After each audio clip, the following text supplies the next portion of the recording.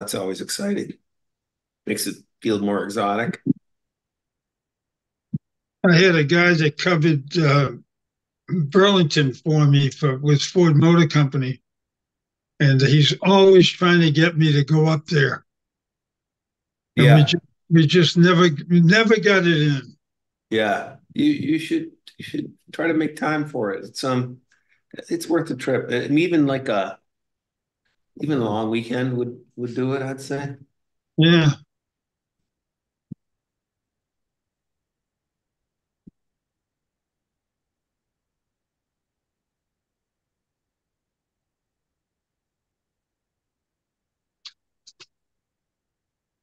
The new backup motions. Yeah.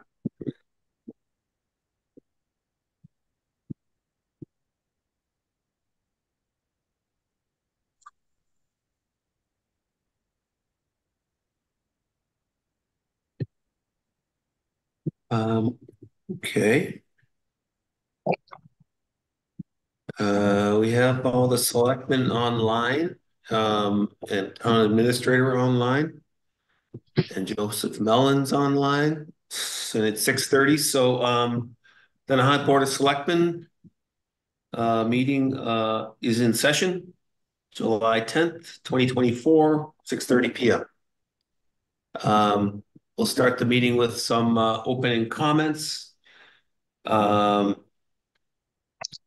With the usuals here. There's hazardous waste collection days on August 31st and October 12th from 8 a.m. to 12 p.m. at the Lynn DPW. Certain fees apply. For a list of accepted material cost and more, visit community calendar at nahat.org for more information. So that's August 31st and October 12th. Always a good chance to get rid of your old motor oil or whatever. Metal, white goods, TVs, computer recycling. These are the last Saturday of each month from 8 a.m. to 12 p.m. behind the DPW garage. Nahant resident sticker parking is required. Certain fees may apply. Visit nahat.org for a full list of accepted material. The compost area is open on Wednesdays and Saturdays from 9 a.m. to 3 p.m. A 2024 residents uh, parking sticker is required. Visit the Public Works page at nahat.org for a list of accepted material.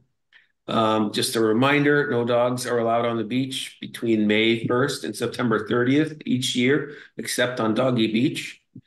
Parking stickers, 2024 parking stickers are still available for purchase at nahat.org.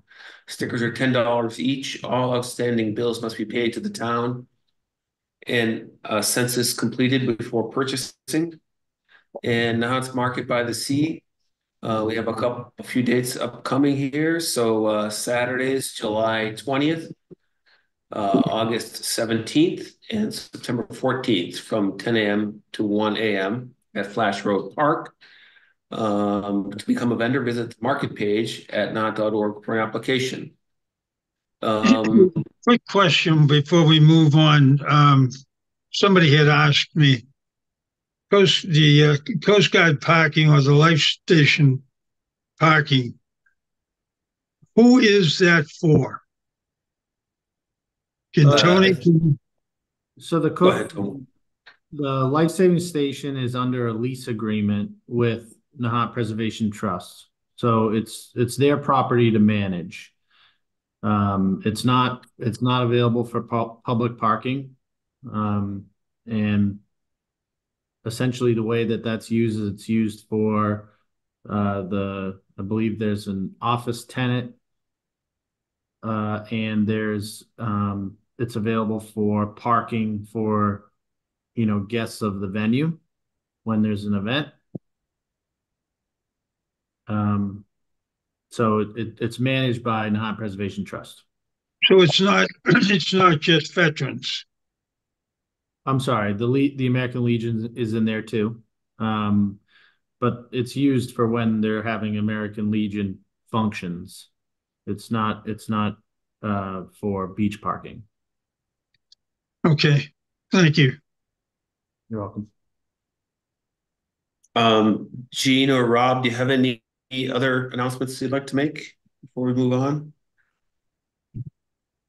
No, I have none. Uh, Josh, I'm having trouble with my computer. I'm on the phone right now, so I'm just started listening in, but no comment at this Okay. point. Yeah.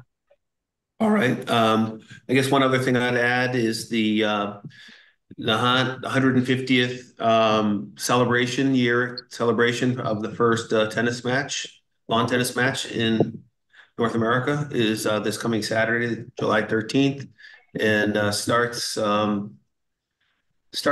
festivities start at 8:30 on Saturday morning and go till a little past noon at the Nahant Country Club. There's going to be a tennis tournament with all the participants in old time clothes and using wooden rackets. So that should be fun to watch. Everyone's welcome to come up and watch that stuff. And then some formalities around lunchtime. And then after lunch, there's going to be a celebration hosted by the Nahant Historical Society up at the property across from Davis Memorial Park up at East Point, where the first match was played. So that'll be a fun community event for anybody that can make it. Are we going to put an Uh, agenda out for that? are we what? Going to put something on the web or on the sign coming into town, or Um, yeah, I'll talk to the organizers. I've been in touch with the organizers, so I will ask them if they want to do that. and I've got a really old wood racket that I'd love to have them put on display. Oh yeah. I'll put you in touch with well maybe Maureen because DeCenzo, she asked me if I had any. I don't have any that are quite old enough, but I'll forward her email to you. Please. Okay, we're gonna have a National Grid public hearing uh, for a petition received from National Grid for some work on Willow Road. Can someone read a motion for that?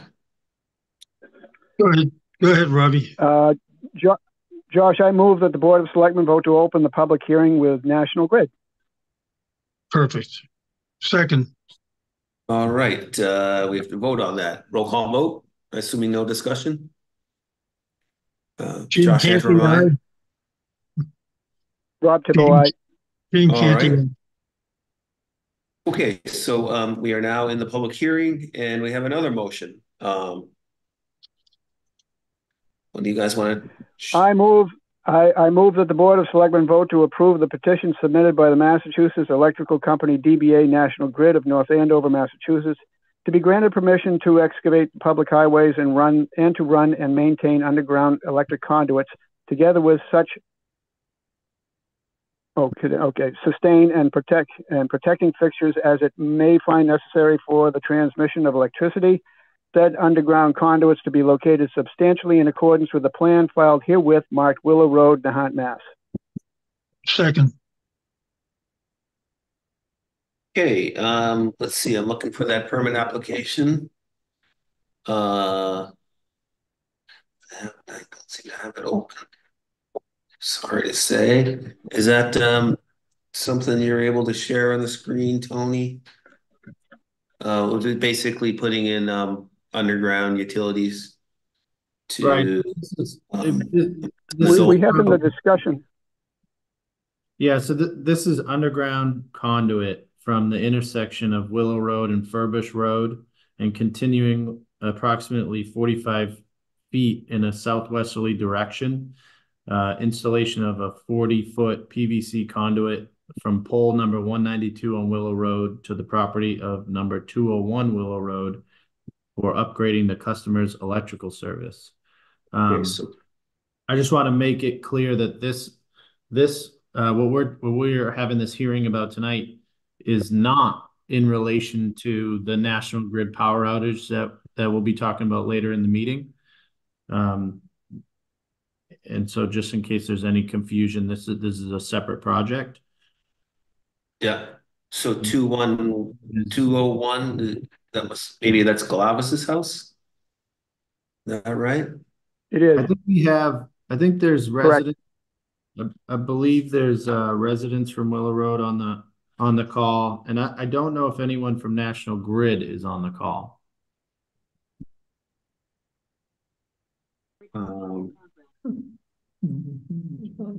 Let's see, did we, okay, we're in discussion phase now, yeah. So, is there anyone, that would like to make any comments from the public on the hearing? I see John Dolan raising his finger. It looks like you're unmuted. John, you want to go ahead? Sure. John Dolan at 190 Willow Road. And I have with me here Katie Dolan, 190 Willow Road. And I've got Laura Liliberte at 51 Cliff Street on the corner of Willow and Cliff. We're basically all abutters. So we got your letter, which looks like they're going to do quite a bit of excavating of Willow Road to put in this, to run the power lines underground. And I have actually some pictures. If I could share the screen, I can show you the situation that exists here so that perhaps we can take a look at it. Would it be possible? Fine with me. Are you able to give John the privileges to share, Tony? Sure. Okay, let me see if I can do this.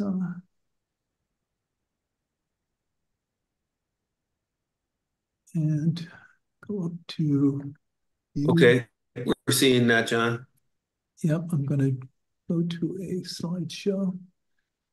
So basically, this is the situation at the end of Willow Road on the corner of Willow and Furbush. You can see the power lines that are sitting there in front of 190 Willow Road. This is kind of the last power lines almost on the entire block here that are not buried underground. And we have a historic house that was built in 1834. And since they're digging up this road, I'm wondering if we can contribute to the dig somehow and bury those lines. Aesthetically, it's going to look better all around for the town, and it would be the line from that, the light colored pole there at the end is the corner of Furbush Road and Willow. It would take these lines down. I'll show you a couple of things that have been happening. Let me go to the next picture here. You know, there's wires that are constantly dropped in different places. This one's kind of hanging in front of the no parking sign. Unfortunately, there's another big giant one that you can't see because it's blocked in the screen. And then we've got situations like this. This is the sidewalk in front of my neighbor's house, 192 Willow, where a wire is just literally hanging in the sidewalk. I walk by there and I can touch the wire every day with my hand, and I'm only 5'10". Another thing that's been happening is we've got these, forget what they're called, these transformers. Mm-hmm. And we've got one on the corner of Furbush and Willow that apparently had been leaking oil for weeks. And no one knew that it was oil. And we would be walking and our neighbors would be walking and they'd look up and say, oh, it's raining. And the oil was coming down on us. So that finally, one day, one of the neighbors came up and said, John, somebody dumped a whole couple gallons of oil outside the house. And I looked at it and I called the police. They came down and looked at it and said, we'd never be able to track the people down.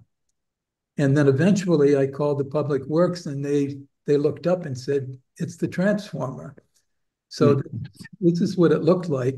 That was the street and the ground next to the house that was covered in oil. And the Massachusetts Emergency Response and National Grid came out and they cleaned the whole street. They dug the dirt out. But they never put the fill in after they finished the project. So that was last year. But we're going through different things like that. And what my main goal here would be to see if, and I don't know if I have to make a motion for this, to actually include burying these lines in this project when they're going to have the street dug up.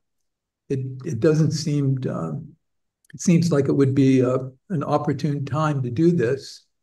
And I'd be willing to contribute something to the town. In fact, I'd be happy to write a check for $50,000 and give it to you guys and let you negotiate this with them, because you're better at this than I am. But I think that the big part of the job is digging the street up. And if they're going to do that anyway, to bury one house's electric line, why not just clean it up and let's make it look good for the whole town? A couple questions. So John, are you thinking leave the pole that's at the corner of Furbish and Willow and go underground from that pole past your house and also past 192? I think all underground. There is one wire there, right? There's one wire that has dropped, and I think it's going to drop more as time goes. And then past that, the photo that you showed with the low hanging wire in front of 192, are there any more poles after that, or is it all underground after that? Laurel, I think it's up. I think there might be one more connection at the juncture of the property below us and our property that's on the corner. So I think that's the extent of it. Yeah. There's one well, more, I know there's one more further down the street, and then it actually takes a left on the property line. Looks like heading in between the Focal residence and the next property there. Yeah. But it's certainly possible. There is some lines that I believe that Focals have that run across our property. If those are the lines you're thinking of, they run from the telephone pole across our property to feed into their house. Yeah, I see that. I'm looking online. I see that, but then there's another pole. Yes. That goes to a street light, and then it looks like wires continue. You know, it's not just electrical too. There's telecom wires attached to that as well. So it's more than just National Grid. Yes, I understand. And usually National Grid will coordinate that, I think, with the other companies. And if the town decides to do it, then Verizon and Comcast would certainly have to be part of it. So, yeah, Josh, if you don't mind, if I can just jump in here. Yeah, go ahead, please. So, John, if you have my email, if not, it's abarletta@nahant.org. If you could email me this PowerPoint, I'd like to, keep it in the record and also share it with National Grid as a record of the hearing. Sure. Yeah, Tony, I'll send you that. Yeah. So I'll start with that. And then I think really the next step would be to, contact National Grid, because it is their job, and understand, what the cost of your request, what they would put an estimate on for that. I'm not sure what the process is that whoever at 201 Willow Road, what process they went through to put this in order. Yeah, that's Yanni Glavis's house. Yeah, I believe. And certainly I'm I would be in support of his project, but I'm wondering if it's possible to maybe maybe delay the final approval until we can see what National Grid says. Since they're going to dig the whole street up, we wouldn't want them to dig the street up twice. Tony, Gene, where this is safety and not aesthetics, do you think National Grid would be willing to take up this project entirely in its entirety? I would be hesitant to comment on National Grid's position. I think the best option would be for us to reach out to them and understand, what this request entails. Okay. Yeah, so I think I guess I would agree with that. That step one is to get a quote from National Grid, and I mean I know that this is done sometimes. Private people say I want the power lines underground in front of my house, and they pay for it. I know we've looked into this a couple times, Tony, for both private and for the town. The number I have in my head, which is several years old, is something like $1 million a mile. That Yeah. you're nowhere near a mile, so that's the good news. But yeah, I think that we should get a quote. I'm not sure I'd want to. Well, I guess it would depend. I guess when you get a quote from National Grid, part of that quote should be, and when can you do it? Right. Hopefully it's, if it works for them to do it at the same time they do 201, that'd be great. And if it's a budget that's, affordable, Yeah. I think, the neighborhood would look better, that's for sure. So that's nice. I don't know. I'm a little hesitant to slow down the effort for 201. But if we can get a response from National Grid quickly, that would be ideal, right? Then everybody's happy. Yeah. And Right. why is National Grid not at the meeting this evening? They may be on, I don't know. I do see a cell phone number here, but I don't know if that is a National Grid representative. I don't know the full details of this project. I'm assuming that this underground conduit is just for the electrical service to that property. I see. So you could be talking about a smaller trench and a smaller conduit just for a single service line versus, taking all of the lines and putting them underground. But again, it's not really for me that's just my first guess. I think the best thing would be to just reach out to National Grid, understand they must have some sort of process that you have to go through to understand what the cost of the project would be, and maybe they would be open to adding it onto this project if it were if it was of value to them. Let me do this. Let me reach out to them. But so as far as the project that the hearing is on, to be clear, you're supportive of it. However, you'd like to explore potential expansion of that project scope. Could I add something at this point? It's sounding like it would make all the sense in the world to put the two projects together, because we have to remember 201 already had power. It was an existing house. So they're basically doing the same kind of thing that it would be helpful in this case. It's not like a new lot of land that had no power at all. I don't, Yeah. yeah, but I don't see. Hello. I don't see. Hello. What are you Yes. saying? Hello? Hello, can you hear me? Yes. Yeah. Hello. Yeah, we can hear you. Hey, this is John Jankowski from National Grid. I started at 6:30 and I couldn't get on. I guess I was muted, unfortunately. So obviously, the first thing is the petition for 201 Willow Road. They have an existing underground service. It's about 300 feet. And the customer wanted to upgrade it. So we decided to siphon down at pole 192, which is right across the street from 201.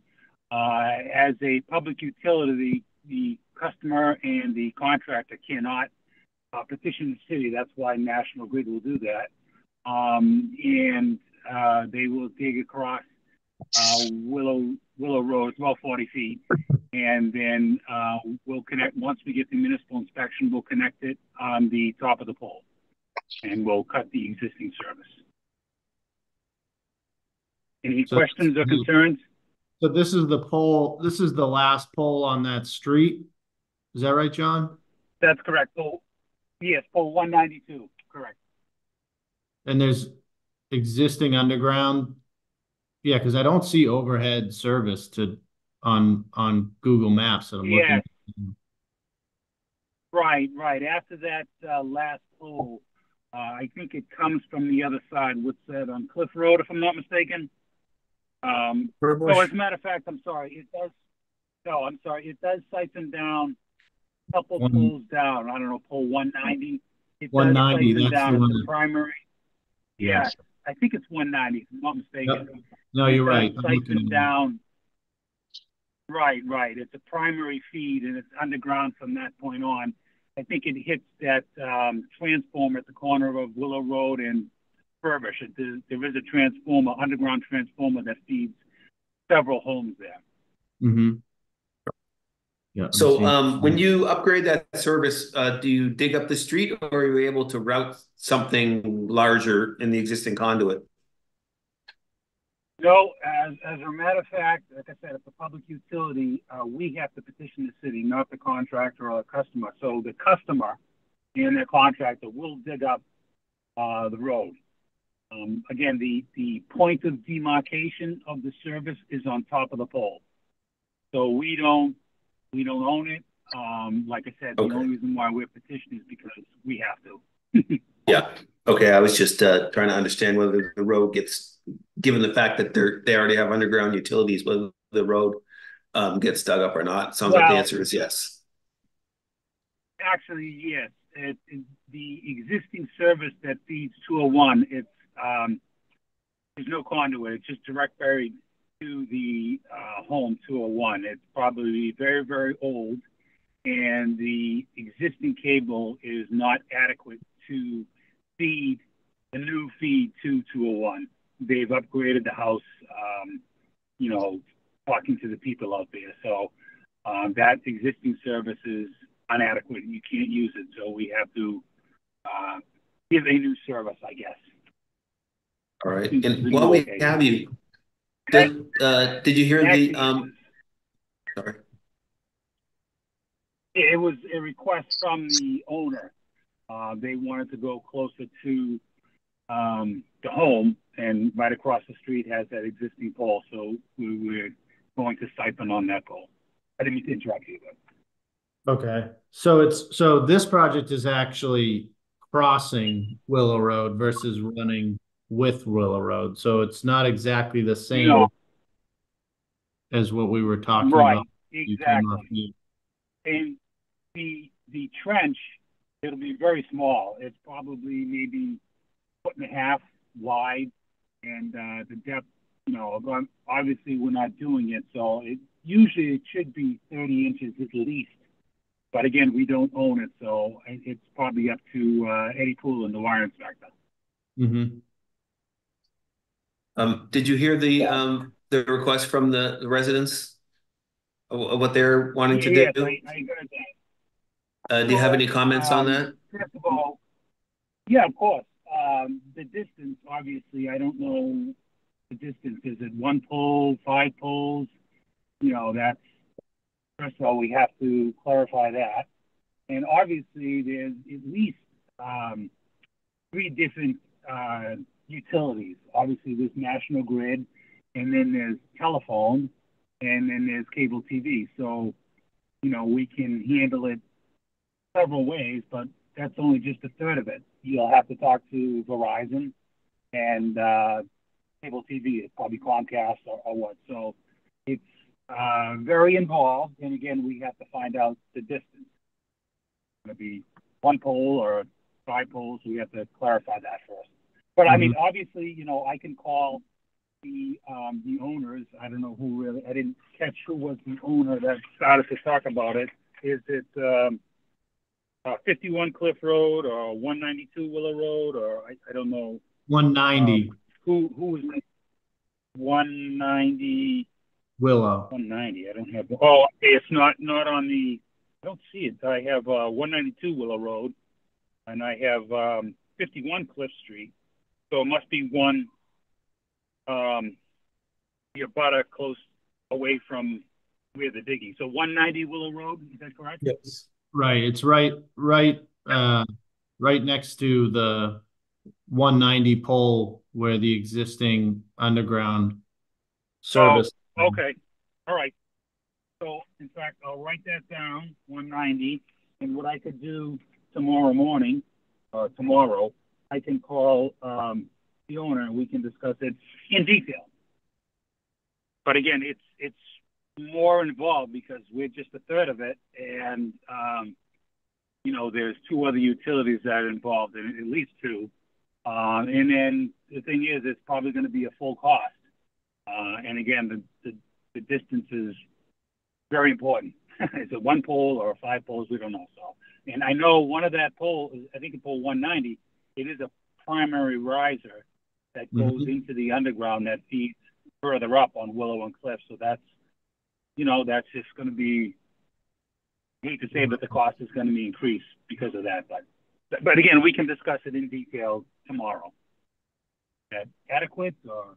Yeah. Do you need the resident's phone number or something like that? Yeah, I guess you can give me the phone number. Yep. I'm ready. May I give it? Yeah. 781 581 1306. 581-1306. Correct. Okay. Great. I will give you a call tomorrow and we can discuss it and we can get started on it. Great. Thank you, John. And I just wanted the petition itself, 201 Willow Road. It has any other questions or concerns that I could answer? Not from me. do you have anything else, Laura? No, I'm good. Laura LaLiberte might have another comment. I just would like to know that there will be no more poles coming up the Cliff Street corner in Willow, and that they would stop where they are now and go underground. No more pole. Would like the underground the addition of poles. Yeah, no additional poles going up the street. Oh no, it's just gonna feed from an existing pole, so there'll be no additional any poles or anything like that. It's just gonna be the underground conduit going underneath beneath Willow Road, like I said, 40 feet. It should be a very small trench. Excellent. Yeah. Okay, any other comments Ed, from the public or from National Grid? Yeah, like I said, it's obviously they have to get in touch with the electrical inspector, obviously, and the DPW, obviously. Just want to make you aware of that. So. Sounds good. So you guys can chat tomorrow with some of the particulars. Yeah, thank you all very much. Yes. We appreciate it. Yep. Sure thing. All right. Any more comments or info from you, John, National Grid? No, I think I'm all set. Okay. Sounds great. Any more discussion, Gene or Rob? No, I'm fine. I'm good. All right. Let's roll call vote. Rob Tibbo, aye. Gene Canty, aye. Josh Antrim, aye. Okay, do we need to close this hearing? Dan? Yeah, that's right. Close it. Motion to close. That's all I need. I move that we close the hearing on the National Grid petition to install a power line on Willow Road. Seconded. Okay, roll call vote. Rob Tibble, aye. Beecham. Gene Canty, aye. Josh Antrim. All right. Moving on to new business. We have a vote to approve the FY25 water, sewer, and trash rates. Do we have a motion on that? I move that the Board of Selectmen vote to approve the following FY25 rates. Water rate of $11.01 per 100 cubic feet. Sewer rate of $12.56 per 100 cubic feet. And trash rate of $414 per residential unit and $543 for commercial units. Second. Okay, discussion. I'm reading some notes here. So for reference, FY24 water rate was $10.22 compared to the 11.01 now. That's about a 0.8% increase. No, 8% increase. The sewer rate was is that math right? The sewer rate was $11.58 per 100 cubic feet, and now the proposed rate is $12.56. That's about $1 increase. And the water and the FY24 trash rate was $4.05 per residential unit and $4.34 for commercial units. Excuse me, $5.34. So that is for residential units, that's a $9 increase. $9 on both. Yeah, okay. All right. Now that I've fumbled through my notes, do you want to expand on any of that, Tony? Sure. And Allison Nieto, our finance director, is online as well. The process we go through to establish these rates is we look at, well, I can start with water and sewer. What we do is we look at our total water consumption for the town. We look at estimated abatements, historical abatements, and we look at what the enterprise account was appropriated at for the upcoming fiscal year. And through mathematical equation, we determine, what the new rates are going to be so that we ensure we don't run a deficit in the upcoming fiscal year. As you mentioned, the sewer rate has been relatively flat for the last couple fiscal years. So this is the first increase in a sewer rate, and I think, Allison, is it 2 fiscal years that?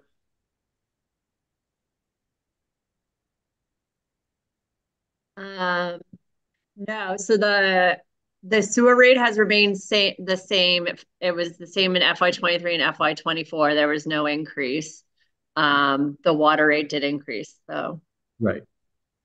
That is an 8% increase on the water. It's 8% on both. Mm-hmm. Okay, 8% on both, yeah. All right. Who do we source our water from? MWRA. Is that Quabbin?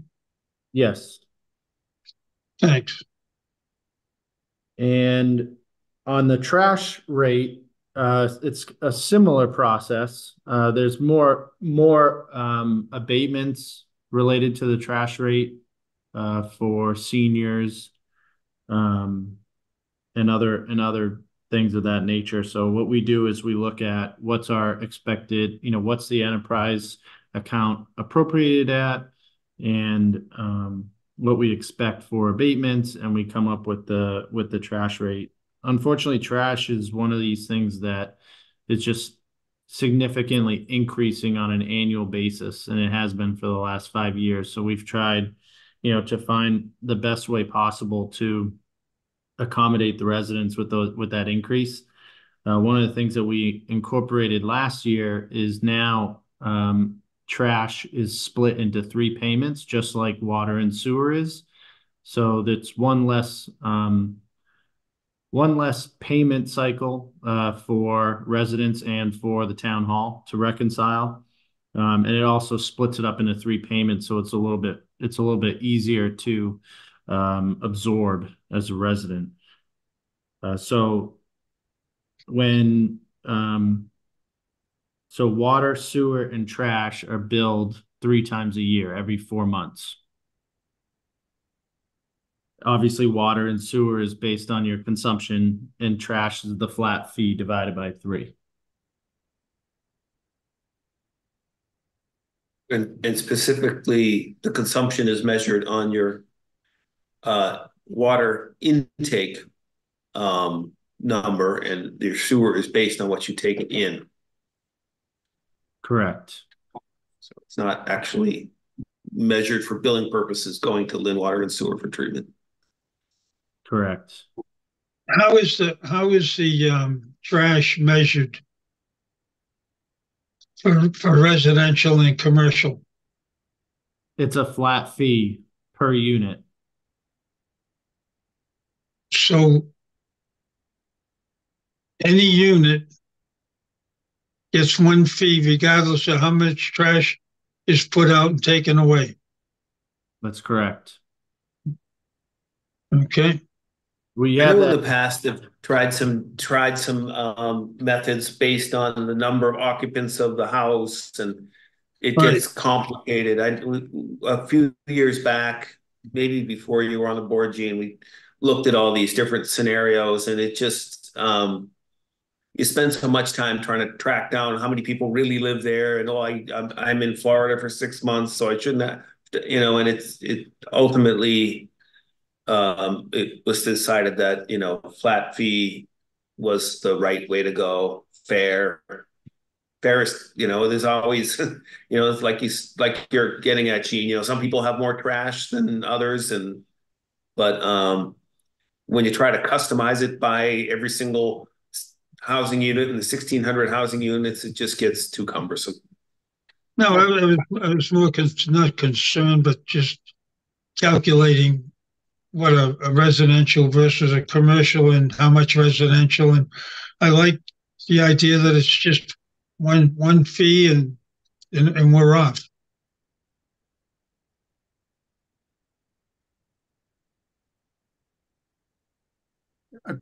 A quick question.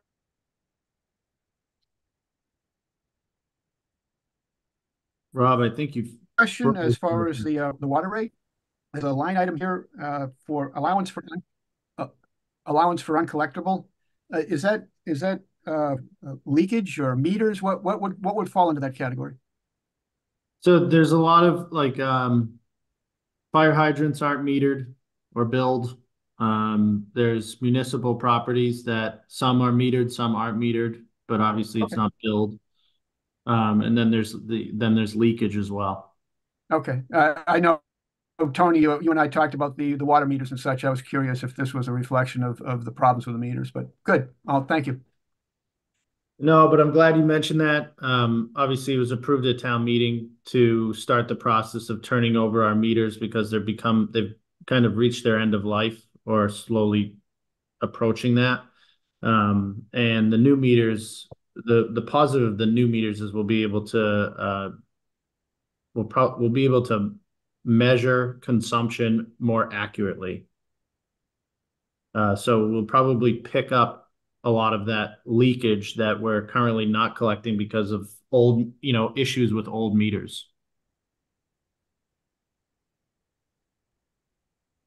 On the sewer side, as Josh mentioned, we can only measure it based on your water intake, but that it gets into the II conversation where when we have high storm events or high tides, high groundwater levels, and whether it's because of illicit connections of downspouts or sump pumps, or it's because the sewer system has breaks in it, so groundwater is getting into the system, oftentimes we are, sending water to Lynn Water Sewer in those events that is much more than what we're actually consuming from MWRA.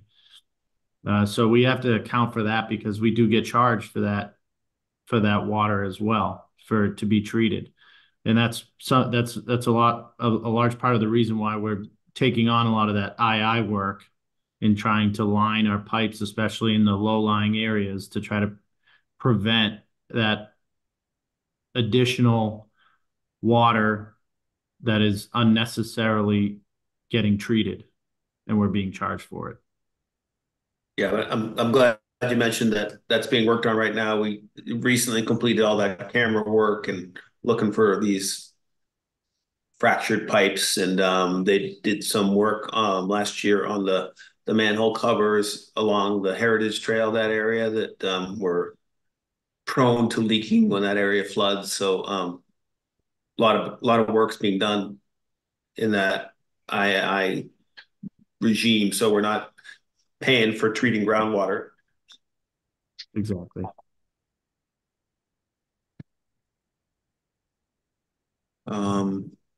Yeah, and this is kind of, MWA, excuse me, MWRA charges what they charge for the water, and Lynn Water and Sewer charges what for the sewer. And we have a contract with the trash guys, but and I know Tony and Allison and Dan have worked hard to get the best deal we could with those guys. But this basically just reflects the actual costs.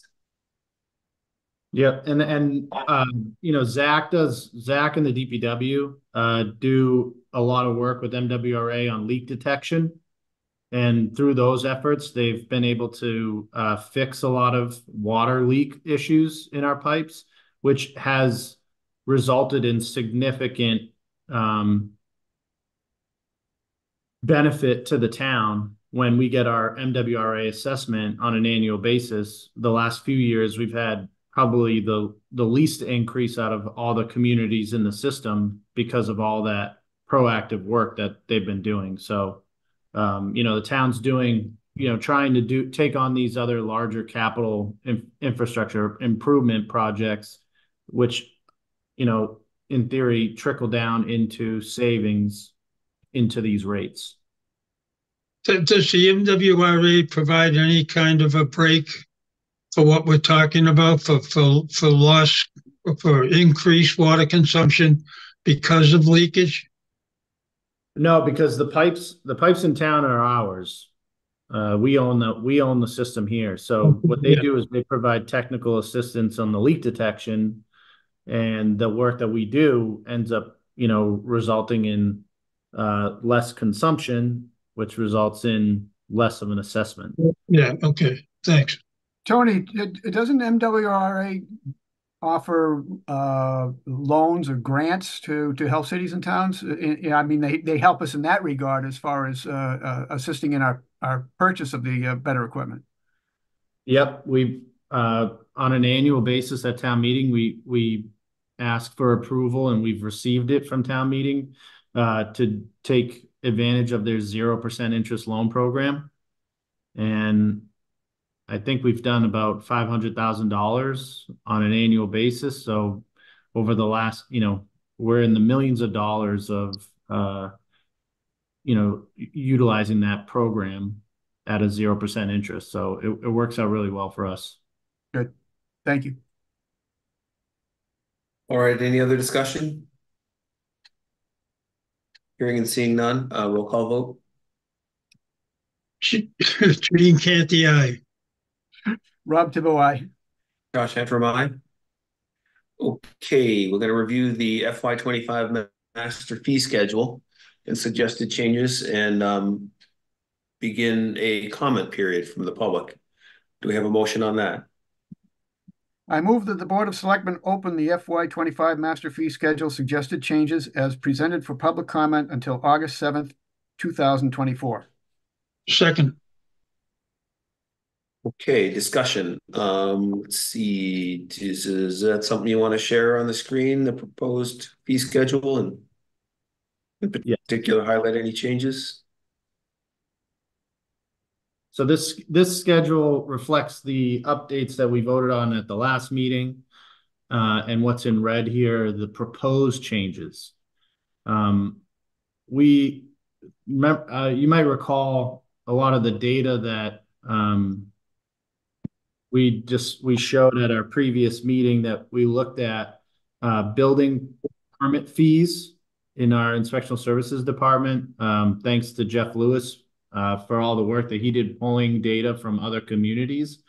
And what you're seeing here is in red in this column here is the proposed change. And in black, the data next to it is 2022 data from 30 to 35 towns. And the town Nahant was almost on the low end on almost every single one of these fees. So we took the average of those fees and looked at our current fees and tried to, increase in some sort of consistent manner. And then I shared this with our inspectional services department. They agreed with all the proposals. And so just to go through this, our building permits, our minimum was $30. We're recommending to bump it up to $75.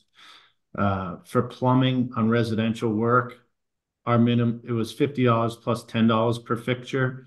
We're recommending $80 plus $12 per fixture. The average was $80.40 plus $10.78 per fixture. So through this, you can kind of see each line how we're, trying to stick close to the average and just put us in line with, the market. Again, that's 2022 data, and we're in 2024, and things have increased in the last couple of years. So,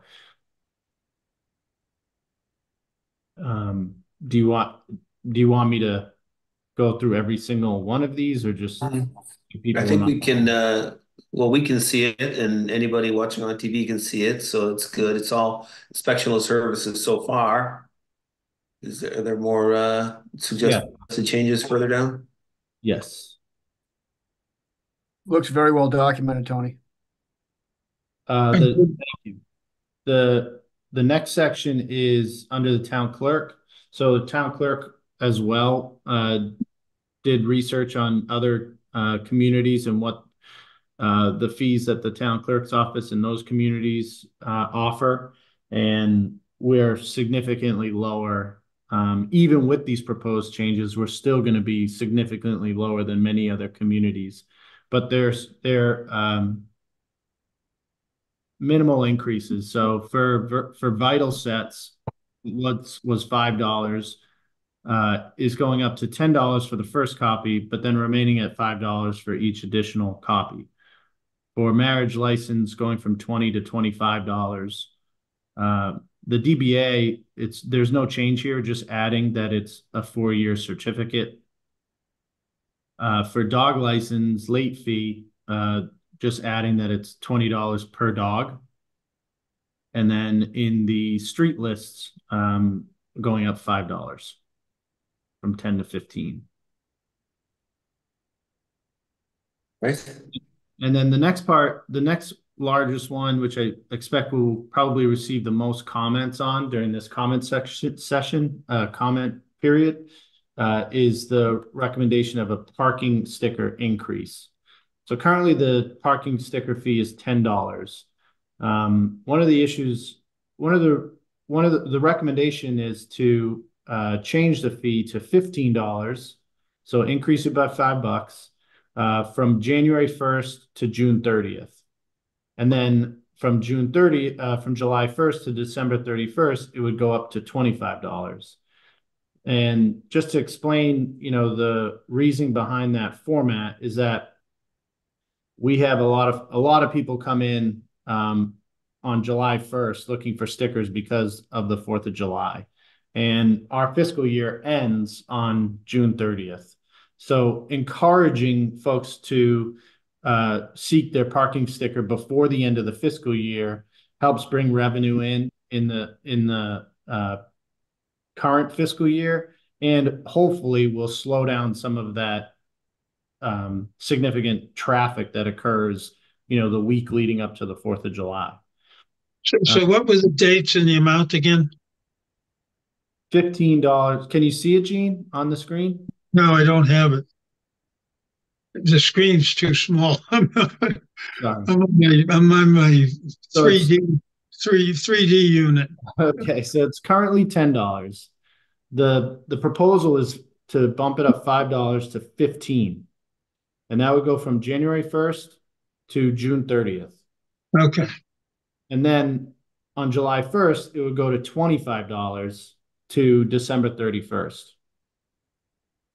And it would just stay at this rate. The following year wouldn't bump up again. It would just stay 15 and 25 split at the fiscal year date. That's reasonable.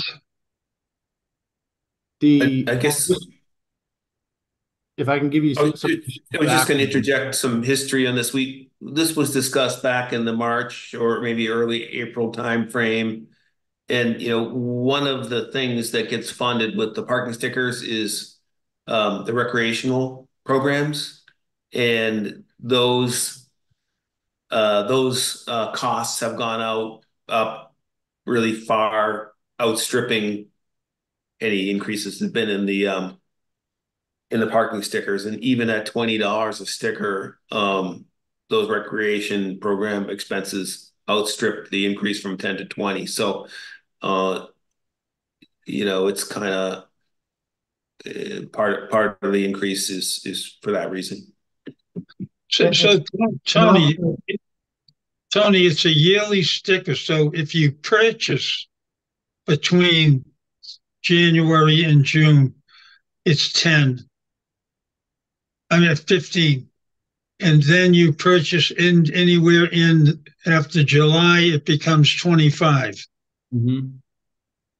But you don't have, it's a yearly sticker. Right. Yeah. Okay. Now, if after this public comment period, the board would seek to adopt this, we wouldn't put it in place until January 1st because it's already July 10th. Right. We wouldn't want to jump from $10 to $25, that quickly. So it would start for, January 1st, 2025. And then as Josh mentioned, for some background, the sale of the stickers go into 50% of it goes into the general fund, 37.5% goes into the rec revolving account, and 12.5% go into the sailing revolving account. And as Josh mentioned, those accounts, which are used to pay for, as far as rec revolving and sailing revolving, those are used to pay for each summer program, which includes funding salaries, supplies, and other program expenses. The rec program has a director and about 3 additional employees per year, while the sailing program has approximately 17 employees per year. And minimum wage has gone up since 2020. It was $12.75 an hour. Then it went to $13.50 in 21. Then it went to $14.25 in 22. And then it went to $15 in 23. So a lot of the drive of the increase in the expenses is not due to, the town's doing. It's due to the increase in the minimum wage. But that equals a 17.6% increase over the last 3 years. So essentially, we're not collecting. We're kind of running into a bit of a backwards business method here because we're not collecting enough to capture the increase in those expenses. Understood. If the parking sticker price was increased to $15 and we sold 2,500 stickers at $15, it would increase the revenue to the town to $12,500, which would help pay for some of those increased expenses. All right, thanks, Tony. Anything further down? That's it. Those are the proposals. All right, that's aside from the inspectional services, pretty minimal change, I would say, which is good for people that like to take advantage of all these things. So, what I'd like to do, should this vote pass, is publish this proposal on the website, and make sure it's clear that people have the ability to, submit comment to the Board of Selectmen office for us to consider until August 7th.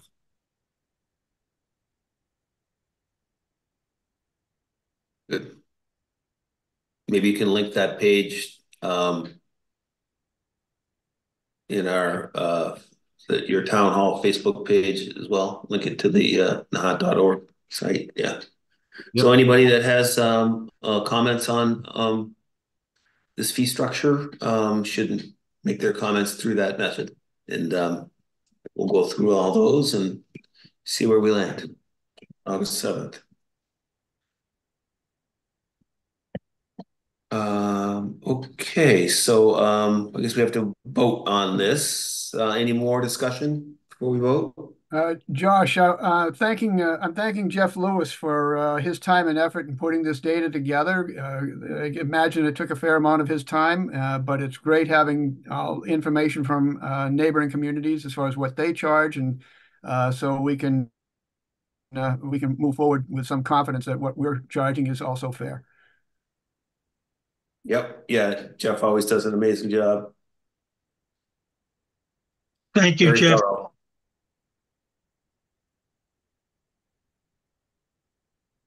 Okay, roll call vote. Gene Canty. Josh Ampermy. I think you said aye, Rob, right? I did, yes. Okay. It's unanimous. Trying to beat me to the. Yeah. You guys are quick. All right. The next one is FY25 debt shifts. We have a motion on that. I move that the Board of Selectmen vote to approve the FY 2025 water sewer debt shift in the amount of $1,554,749. Second. Discussion. Why don't you want to talk us through this? Explain how this process works, Tony and Allison. Yeah. Allison, would you love to take the lead on this one? I'm not sure I would say love, but I can. So basically, the town has year over year used this mechanism in order to raise money to pay the principal and interest on our water and sewer debt through the residential tax rate. And so by doing that, it basically spreads that cost over a broader base instead of putting that whole burden on the water and sewer rates. So this amount that you're voting on, it's not, I also sent you a debt schedule. It's not the full amount of debt payments that are due in FY25. It's less, about 30,000 since Tony implemented water and sewer capital fee that we've started to charge to those entities that don't pay real estate taxes, but do use water and sewer. So that brings in some additional funds too. I don't know if there's any questions but I think I also, one of the additional spreadsheets that I provided, it shows what the projected FY25 tax rate will be based on, I used last year's residential value rate because we don't have the values yet. The assessor hasn't finalized those. And including this debt shift in the increase to the tax rate is minimal. All All right, yeah, thanks for that explanation, Allison. And you touched upon one thing that I wanted to make sure people heard. It's always bugged me that this water and sewer debt shift got transferred to real estate taxes, but not all entities in town pay real estate taxes. So they're essentially, you know, avoiding their responsibility because this debt shift goes on to the taxpayers. So as you pointed out, starting last year, that's been compensated for with this capital fee. So that's a big relief to me personally, in the name of fairness. And Josh, also just it's done at the same.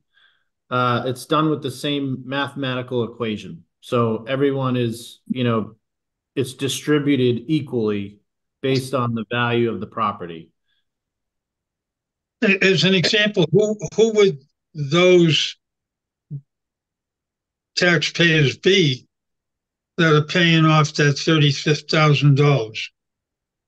Northeastern University, the churches, and I guess the Valley Road School. Anything else? Any other? I was just curious. I don't have the full list in front of me, but yeah, it's any educational, religious, or nonprofit. Okay.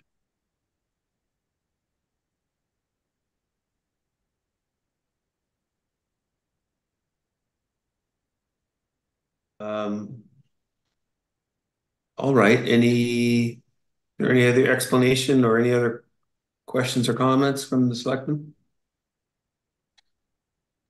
All good. Or Tony or Allison? Okay. Hearing no further discussion, roll call vote. Gene Canty, aye. Rob Tibbo, aye. Josh Antrim, aye. Now we have to vote on the sale of notes and sign associated paperwork. Gonna be hard to sign from here, but I'll read it for you because it's very long. That's very kind of you. Do you want me to read this first and then explain, or would you like a quick explanation? Why don't you read the motion first and then explain? Okay, bear with me. Yep. I, the clerk of the Board of Selectmen of the town of Nahant, Massachusetts, certify that at a meeting of the board held July 10th, 2024, of which meeting all members of the board were duly notified and at which a quorum was present, the following votes were unanimously passed, all of which appear upon the official record of the board in my custody. Voted to approve the sale of a $3,155,000 7.25% general obligation bond anticipation notes, Series A, subject to federal Massachusetts income taxation, the Series A note of the town dated July 25th, 2024, and payable January 10th, 2025, to Oppenheimer and Co. Inc. at par in accrued interest plus a premium of $126.20.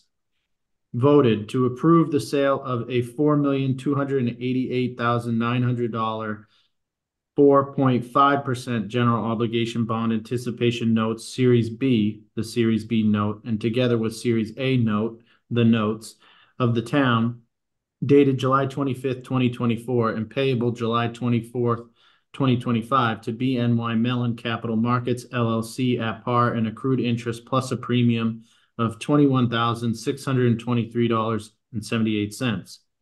Further voted that in connection with the marketing and sale of the notes, the preparation and distribution of a notice of sale and preliminary official statement dated June 20th, 2024, and a final official statement dated June 27th, 2024, each in such form as may be approved by the town treasurer, be and hereby are ratified, confirmed, approved, and adopted. Further noted that the town treasurer and the board of selectmen be and hereby are authorized to execute and deliver significant events disclosure undertakings in compliance with the SEC Rule 15C2-12 in such forms as may be approved by bond counsel to the town, which undertaking shall be incorporated by reference in the notes for the benefit of the holders of the notes from time to time.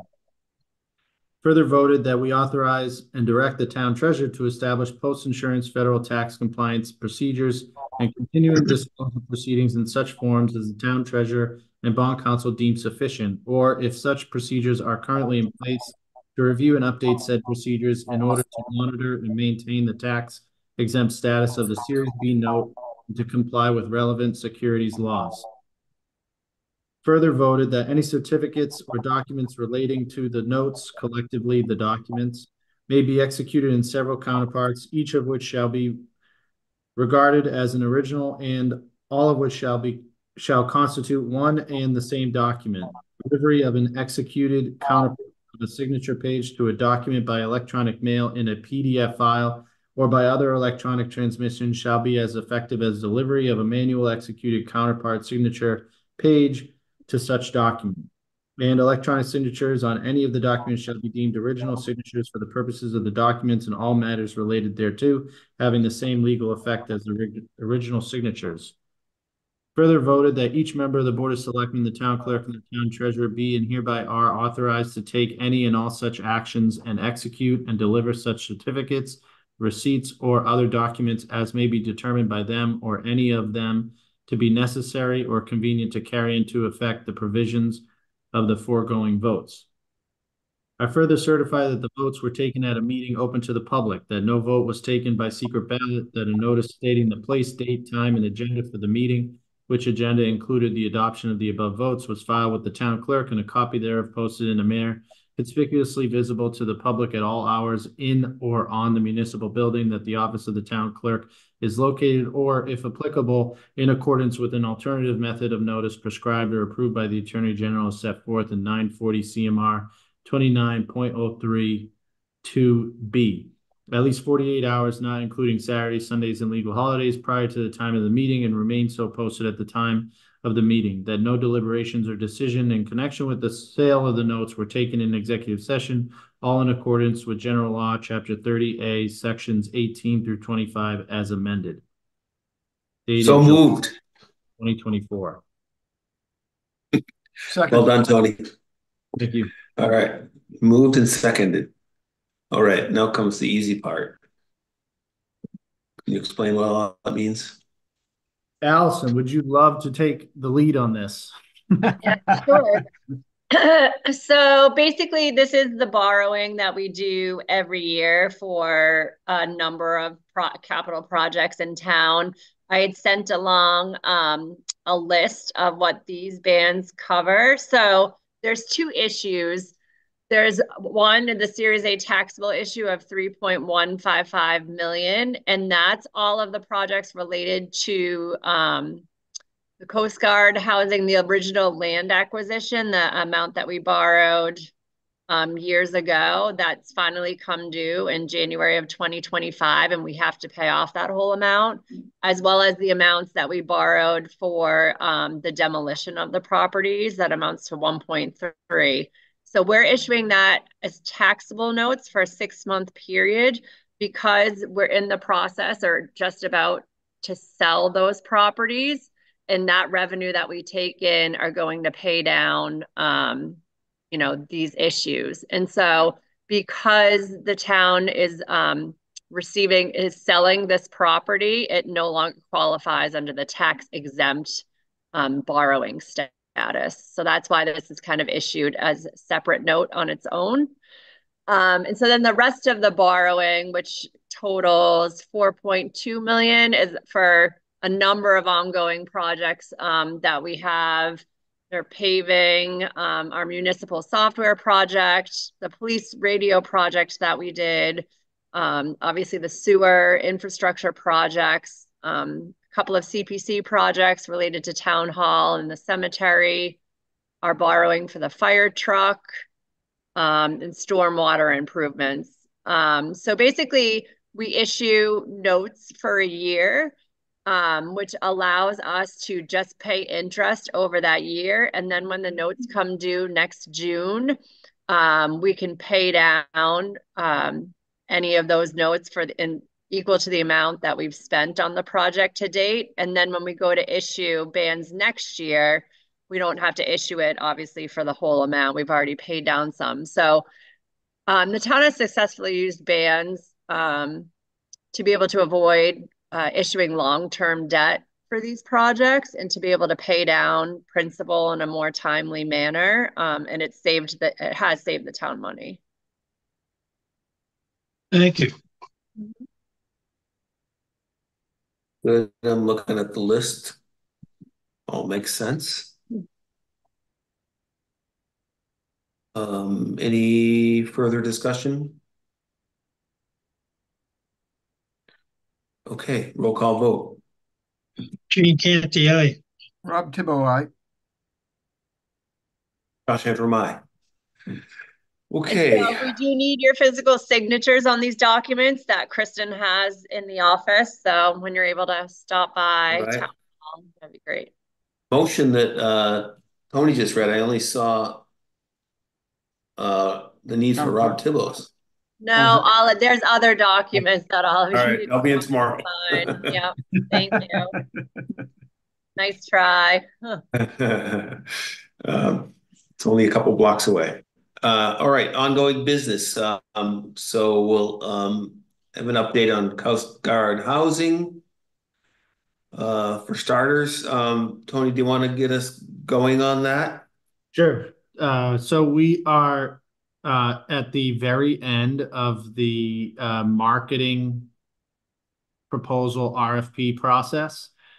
Just a quick recap, we put an RFP out for brokering services, and we received 5 proposals. Those proposals are separated into non-price proposals and price proposals. When those came in, they were provided to Dan Script. He redacted all of the proposals. The non-price proposals were provided to the review team, which is Josh, Allison, and Dave Conlon. The review team then scored those non-price proposals, and we had a meeting to review those scorecards. And then as the procurement officer, I opened the the redacted price proposals and come up with a recommendation based on the scorecards from the review team and my review of the redacted price proposals. So I had some follow-up questions to the proposal to one of the proposers, to which I had Dan make follow up on that question because I don't know who they are, and I believe Dan received a response. So now we're in a spot now to make a recommendation and make an award. So that's good news. We also talked about with town council on the next RFP, which is to actually start selling the properties. And it looks like if we act quickly, there's some posting requirements because of the value of the RFP being so high. There are some significant posting requirements under procurement law, which would put us basically having, if we act quickly, we could have properties on the market or have that RFP on the street for the beginning of September. So we could get that done over the next, hopefully a little bit sooner than that, but we have about a month and a half. So did you have? Are we as the select board going to get an opportunity to look at this over before a recommendation is made? Yes, I can provide you my recommendation, and all of the redacted proposals, the scorecards, the redacted non-price proposals, and any questions we received during the process, we're going to post online as well on the website. So they can all be reviewed. Perfect. But we do want to move quickly. When would that go up? Before or after we make the decision? After. Okay, and to make the decision, we'll see them before. As we would with anything, we'll review it. Gene, it's not the selectman's decision, it's the procurement officer's decision, with your input, of course. But I'm happy to go over it with you, Gene and Rob. Thank Obviously, Josh is up to speed because he was on the review team. But yes, I will go over it with each of you before, reaching out to the apparent winner. Thank you. Gene and Rob, if you want to do that, and I think it's a good idea, can you do it as soon as possible? Because I want Tony to issue the notice to the winning broker as quickly as possible. Tony, can you describe the posting requirement? You said it has to be posted for procurement reasons. So like a notice goes into the line item or something like that, in 14 days. Yep, Lynn item on our website, and it actually has to get entered into the central registrar. And the central registrar, which is managed by the state, I believe it's OSD is the agency that runs combis or in the central registrar, but either way, they're on a scheduled basis. So they run them every 2 weeks. So we want to get ours submitted the week prior to the next 2 week registrar that gets posted. So it's timing it up with that schedule. Yep. But yeah, so I mean, I know you already know since we've talked about it, but just for the benefit of everyone else, we want to move as quickly as possible on this. It did take us, longer than I had hoped for the review panel to manage to convene and review everyone's appraisal, non-price submittals. But we did get that done, and we got to just press forward as fast as we can, especially in light of the fact that the bond is coming due January 2025. So, as we've discussed, Tony, yesterday, even when you get a winning bid, sometimes it takes 60 days to close and all that stuff. So we want to get that $1.866 million loan paid off ASAP, as well as the cost of the demolition. How does and Rob would be involved in looking this over too. So how's Monday sound? Sounds good. Robbie? Yeah, whenever you're ready. I don't think Gene and I can do it at the same time, Tony. No. Right. Okay. Right. Yeah. Well, whenever you're ready. Friday, tomorrow's a tough day, but Friday afternoon or Monday. Okay. Yeah, afternoon, I have a doctor's appointment to see if it can give me a new hip. But Monday I'm sure I'll be fine. I also just want to say thank you to the 5 proposers. They submitted very thorough proposals, and we asked for a lot of information, and it was pretty competitive. We're lucky to have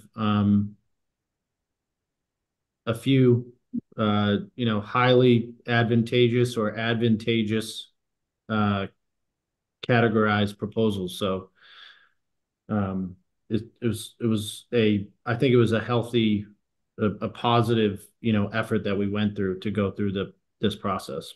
Yeah, I agree. We had some really good proposals. I'm very confident that the winning bid will do a good job, and even the ones that didn't win submitted some really great proposals. So I think the town's going to be in good hands. Excellent. Good. We'll see you Monday. Okay. Time? 11, 12? I'll schedule with you. Thank you. Okay, and then we next on are we done with Coast Guard housing for now? Okay. We're going to deliberate on short-term rental regulations in preparation for a public comment period.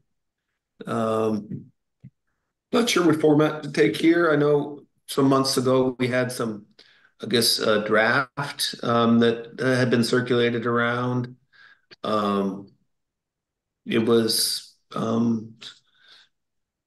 little minimal, I guess I'd say. I guess it's good to keep things simple.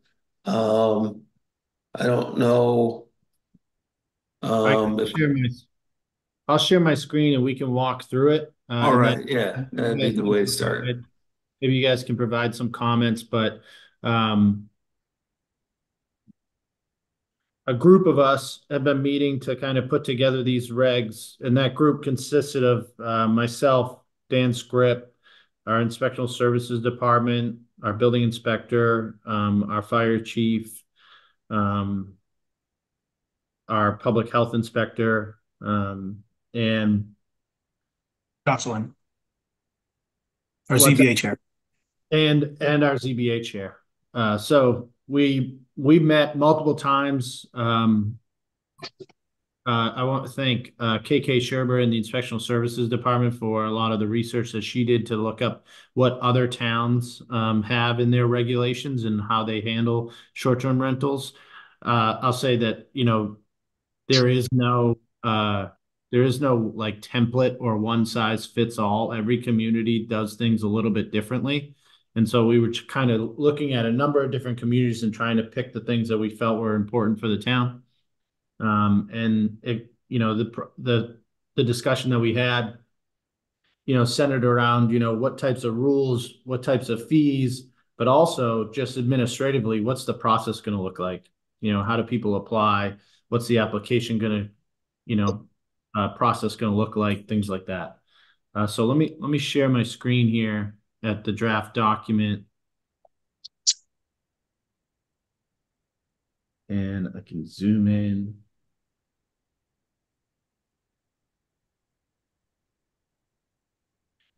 So Dan, do you want to kind of briefly go Sure. over each section here? Absolutely. Section 1, the purpose, which is a common section in any sort of section of bylaws. And this just goes to show what the primary purpose of these regulations are. Now, these are not bylaws, these are regulations. So town meeting is not involved here. And in that purposes section or purpose section, it says that the primary purpose really is to preserve the residential character of our neighborhood, which is reflective of what town meeting voted on, not, when they voted in these bylaws that led to these regulations. So that's just sort of the primary purpose. Section 2 is the authority. What gives us the authority to pass these regulations? And it's Mass General Laws, Chapter 64G, Section 14, as well as our own bylaws. That gives us the power to enact these rules and regulations. And this is what they call an enabling statute, which is 64G.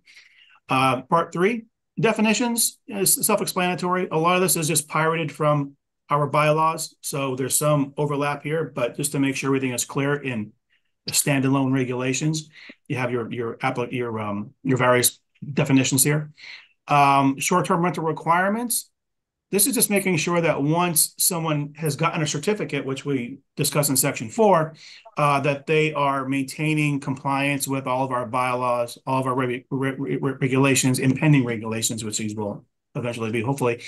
And noting that if these rental properties don't maintain compliance, then we can immediately revoke any certification that was previously issued.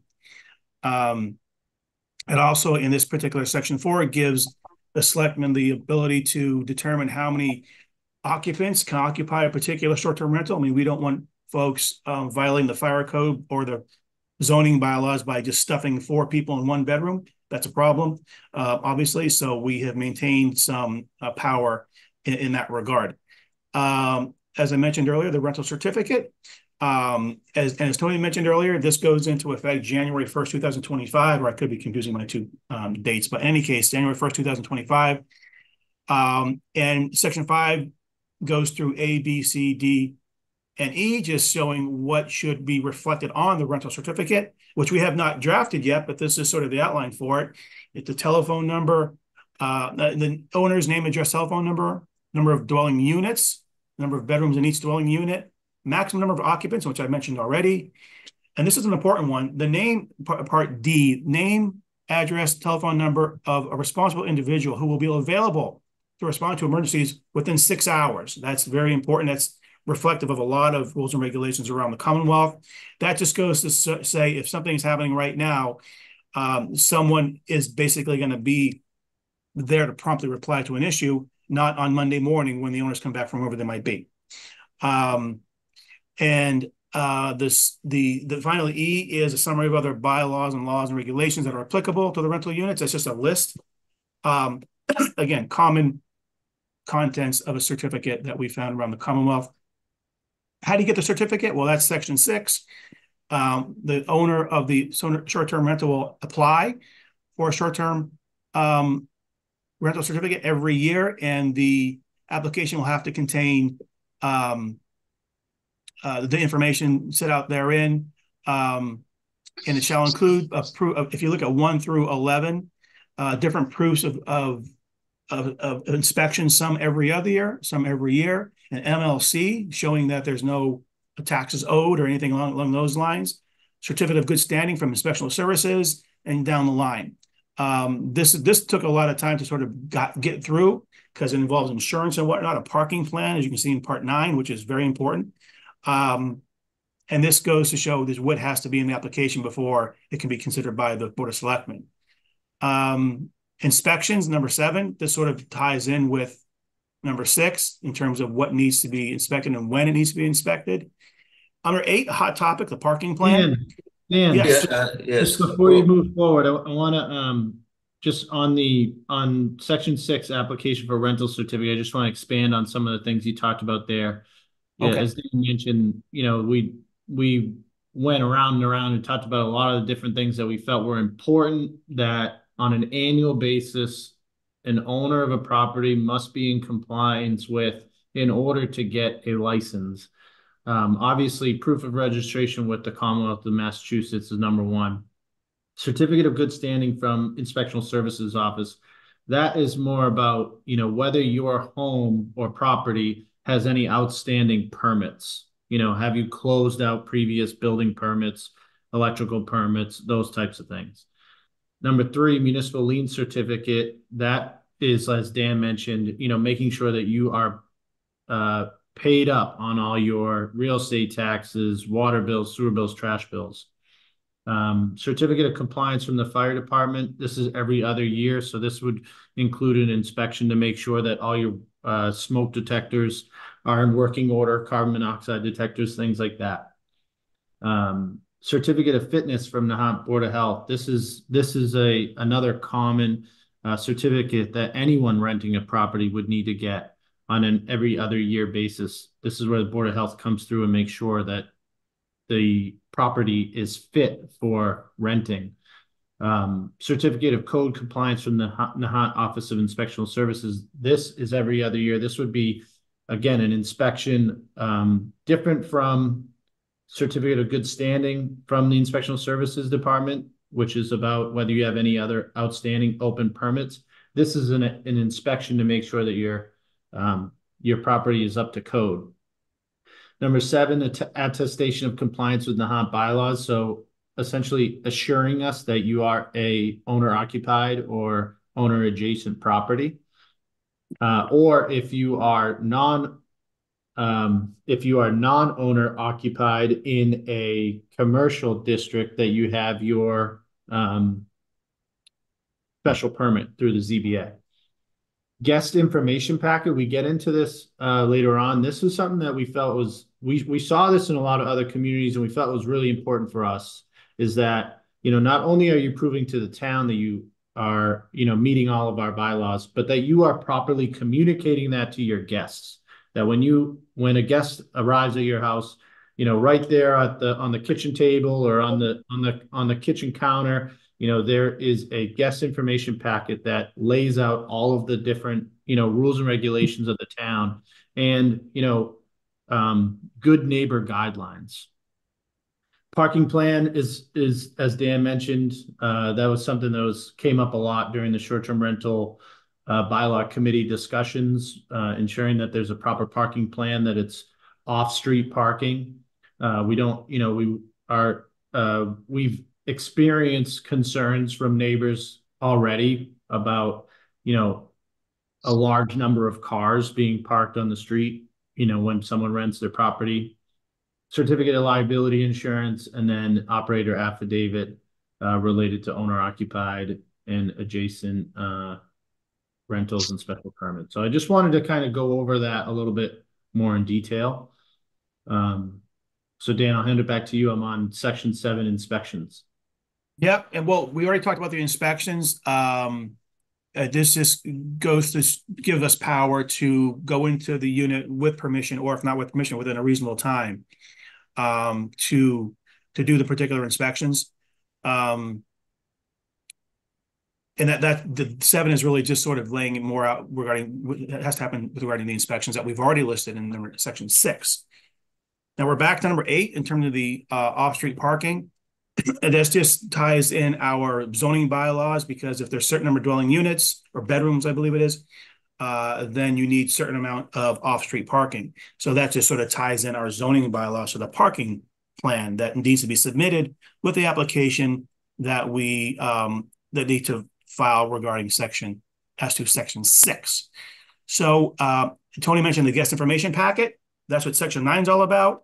The good neighbor guideline is a list of things like the contact information, the tenant guest responsibility, respect for neighbors, noise, maintenance, things of that nature. This just lists the things that need to be in that packet that Tony mentioned, that needs to be on the kitchen, the table, or wherever it might be, just as long as it's obvious to the tenant. I will point out one point here that will generate some discussion. I'll just put it ahead to you guys now. There was some talk about a town-issued guest parking pass that we've seen in some other towns around the Commonwealth. So that's in here after the parking plan entry. You'll see special note in all caps, town-issued guest parking passes. Now that's a topic that's going to generate some discussion. So just keep that in mind as we go along in the process and we invite public comment. Pets. Yeah, Dan, I'll jump in. You know, the challenge that we face is that we get a lot of requests from whether they're long-term rentals or short-term rentals of, you know, how, you know, providing some sort of temporary parking pass, you know, to their guests so that they can, you know, get to the beach and park in town parking lots. And obviously there's nothing like that currently. We do offer day passes from the police station, but those are really allowed on, you know, really hot weekends or holidays and things like that. So the negative side of not doing it, one of the things we talked about is that it kind of encourages the illegal behavior of sharing a town issued parking sticker, which is really supposed to be specific to the car that it's registered to. So, you know, by providing something like this, it'll hopefully eliminate that activity from occurring. Obviously, something like this would come with a, you know, a limit per short-term rental property and a fee of some sort. But we wanted to put it in there to kind of like spark conversation. You know, I don't really have a recommendation one way or the other, but those are kind of the pulling points on that piece. In order to get one, would you have to be a certified, bona fide short-term renter? Right. So it would be, I would envision it as you know, as you'd have to meet all the requirements to get a license. You'd have to have an active license with the town, number one.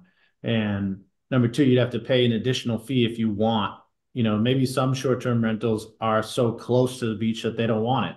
But some rentals may want it. So it would be an optional thing.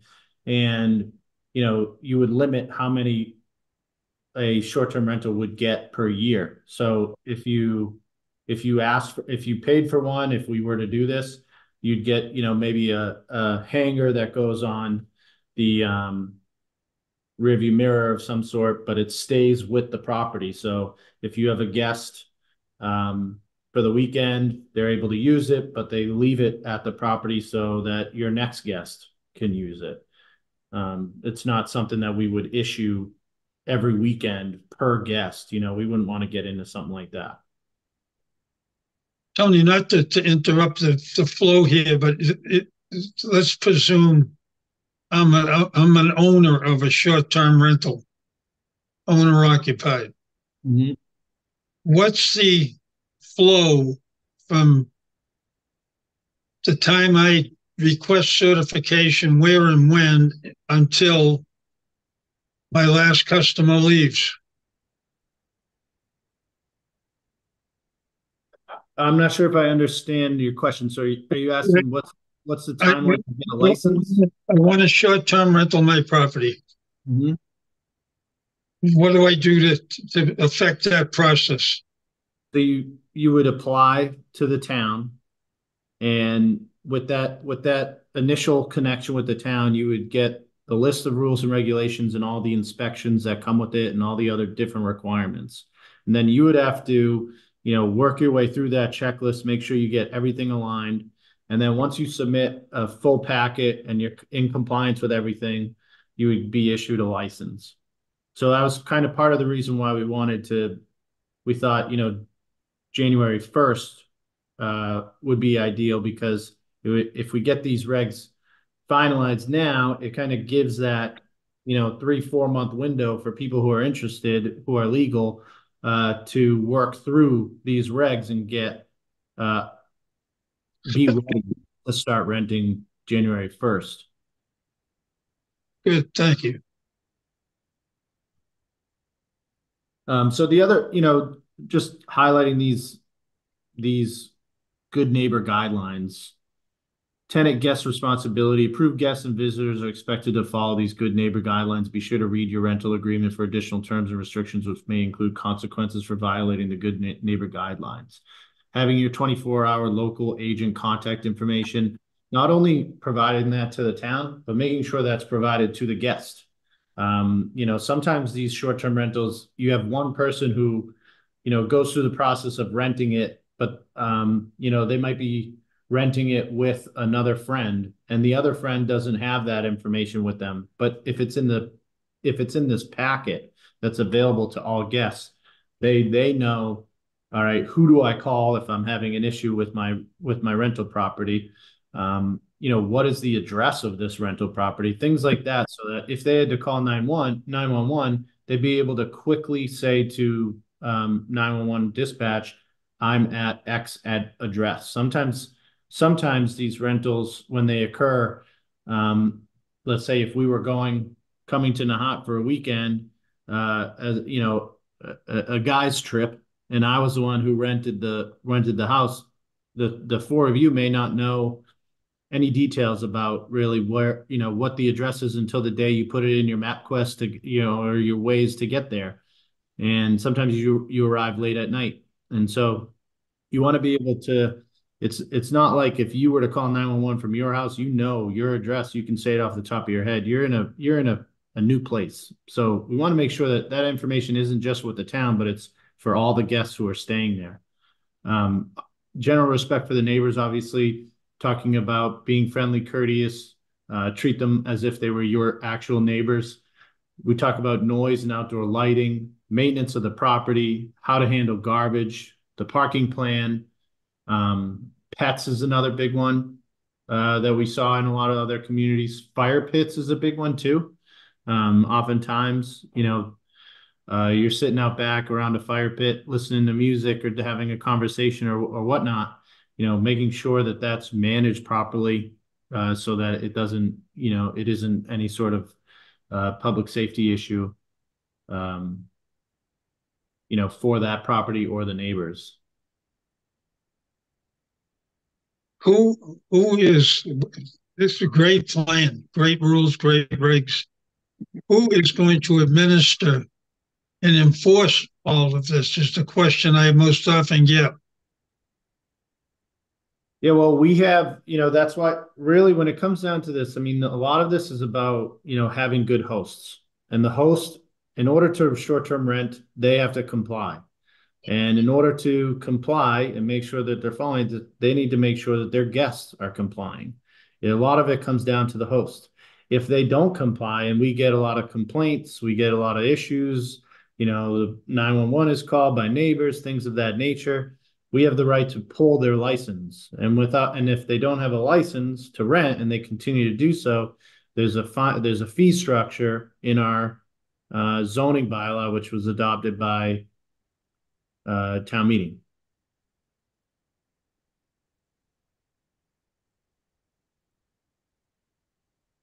Okay. So the next section is section 10, and we stole a lot of this language from our own zoning bylaws. And all this goes to say is for some reason, a short-term operator cannot comply with one of these rules or regulations that the selectmen have the authority to waive one or two requirements, but it's got to be basically for a very, very good reason. We don't have to, there's no obligation to do that, but it just gives some leeway as any variance would in sort of the zoning context. So that's what section 10 is all about. Fee schedule, our last section, number 11, this just goes back to the different inspections that are required and the different things that are needed, such as the municipal lien certificate. And this just goes to show how much this particular fee might be. Now, we don't have these right here because they're going to change, or they could change. So this sort of links into what goes into the clerk's office regarding the fees that are approved, as you guys know, on an annual basis. So that is the end. Many of these fees, aside from the license fee, you know, a municipal lien certificate, a certificate of compliance from the Nahant Fire Department, a certificate of fitness from the Board of Health, those are standard fees in our fee schedule. And they apply to things beyond just short-term rentals. So we don't want to put the fee in the regs. We want the regs to point to the fee schedule. And then if we want to change fees, we just change it in the fee schedule instead of having to then, you know, change them in both places. Does that make sense? Yeah. Yeah, I think this looks really good. I really like the focus on respect for the neighbors. I mean, that's critical. Um, Definitely has come a long way since the last time I saw it, I'll admit. So it looks good. Looks great. Um, Maybe at a future date we can talk a little bit more about enforcement. Yeah. Uh, Is there go ahead, sorry. I'm thinking about the fees. I like the idea that it's linked to already established fees, but I'm thinking about the notion of we have to make sure that um, it's not costing the town, let's say. In other words, when the fire department has to go in and do their inspection, and when the building inspector and the health inspector needs to go in there and do what they need to do. I don't want that to be costing the town. That should come out of the short-term renter owner. So I just want to think about how to do that, whether yeah, but still be consistent with the fee structure. So I haven't formulated a plan here yet, but thinking about that. And I guess I'd like to point out too, and Dan, correct me if I'm wrong, but you know, these are rules and regulations that we're establishing. So this can be an evolving document. So for example, if we find, you know, we set out some set of rules and regulations and we think we need some extra explanation or extra requirements or something, we can change this at any time. Is that correct, Dan? That's right. These are your document. This is your document. It's not town meeting document. Right. So of course we try to get it as perfect as we can on the initial issue, but if it's not perfect, we continue to evolve and improve it as we go. And we don't have to wait for town meeting. So that's nice. Well, Tony makes a good point in that we will heavily have to rely on abutters, neighbors, to let us know if in fact there is a problem. Yeah, and that's kind of an awkward situation. Right. You don't want to have to force the people that live there to be, de facto police, but it probably has to be that way to some degree. But it's not something people are necessarily comfortable. Not everyone's comfortable with saying, hey, I don't like the way things are looking in my neighbor's yard. Can you do something about it? So maybe we can talk about that a little bit too. I don't, there again, I don't have Well, a suggestion at the moment, but it might be an easy complaint depending on the circumstance. yeah, I think, and part of that is, it's not really a hard and fast rule of, oh, this property got, um, X amount of complaints, which means the license is going to get pulled. I think that certainly if you have a repeat offender, that's gonna have a different type of consideration. But when a property has they rent to guests who they drill it into their minds how it's supposed to be and how it's supposed to go, and the guests say yes, yes, yes, and then don't act that way. What's important to me is we have that contact information to respond in 6 hours, and how is the host responding to that? Are Yeah. they responding to it immediately? So to me, I feel like the license is the way that we try to approach this is like, these regs and this license it's on the host to make sure that their guests are following the rules and to make sure that they are, it's in their interest to ensure that they're renting to guests who understand the importance of them in order to continue to be able to rent. It'd be too hard for us to try to like educate every single guest every time they come. Like our contact is with the host, right? So that yeah. was kind of how we Will background checks be considered a rule, a rule or regulation? It's just Corey checks? pardon? You like Corey checks, like criminal offense record information checks? Yeah, for the hosts or for the guests. What do you? for the guests. The host we know, the guest we don't. It's just a question. No, I know it's a good question. I think we did talk a little bit about this, and again, this is a working document. This is for you guys to talk about these different ideas, and Dan's here to kind of help advise us, and then eventually we'll put this out for public comment.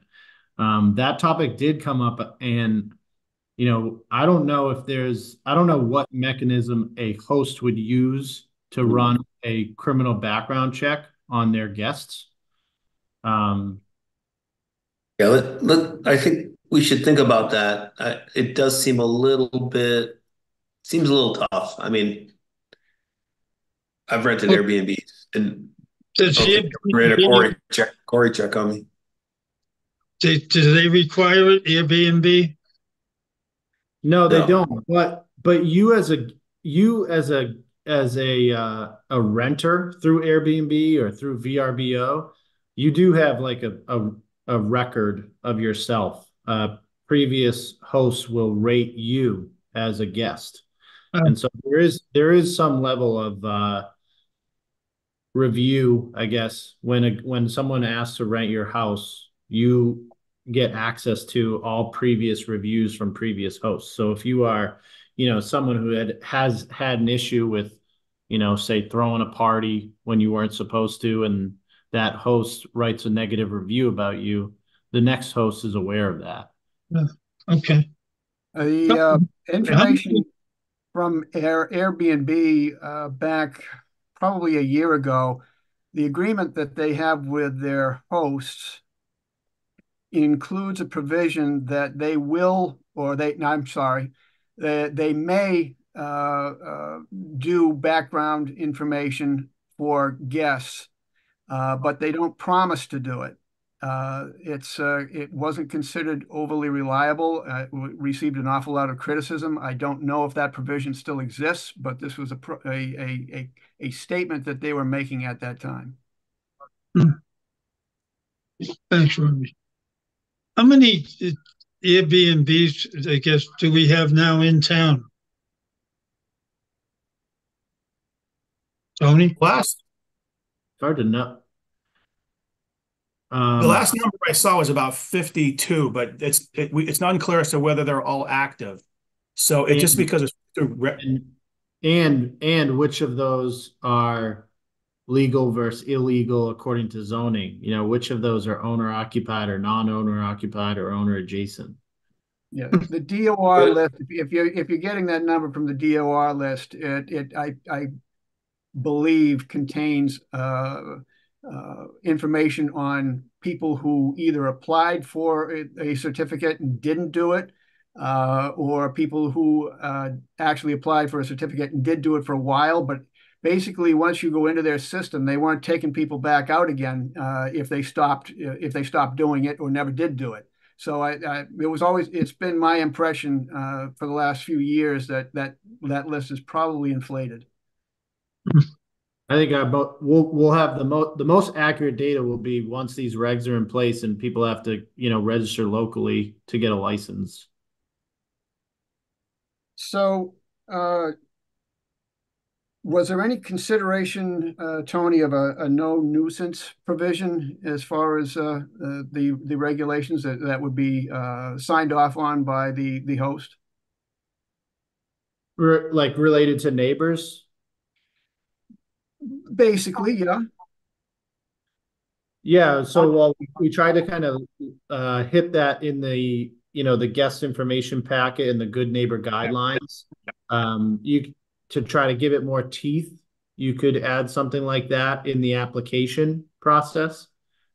Yeah, and let me just read a sample of that I found that I would like to have considered anyway.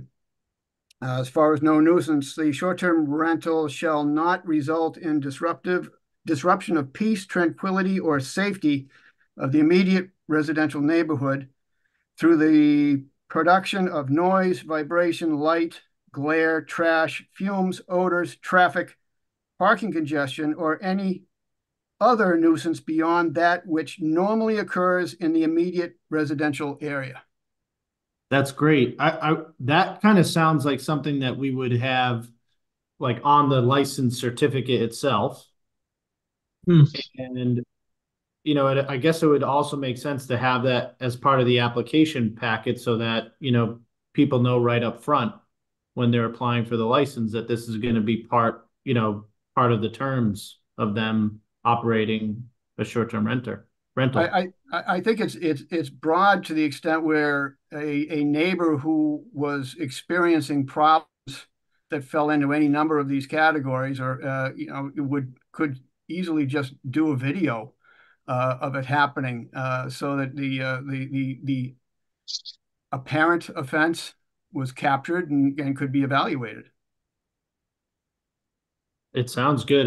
If you can email it to Dan, we can try and think about a good way to incorporate it into the regs, incorporate it into the certificate, incorporate it into the application process. I'm happy to. It sounds like those, that's sort of like a big bucket version of all those more specific regulations. So it's kind of nice to have the big bucket as well as the specifics as well, because maybe give you a little bit of wiggle room. But I think what we all want, and I think what Nahant residents want is, we want the priority to be on the people that live here and, are living in their house, and it's as you bought it, not to be disturbed by the fact that there's a short-term rental next door.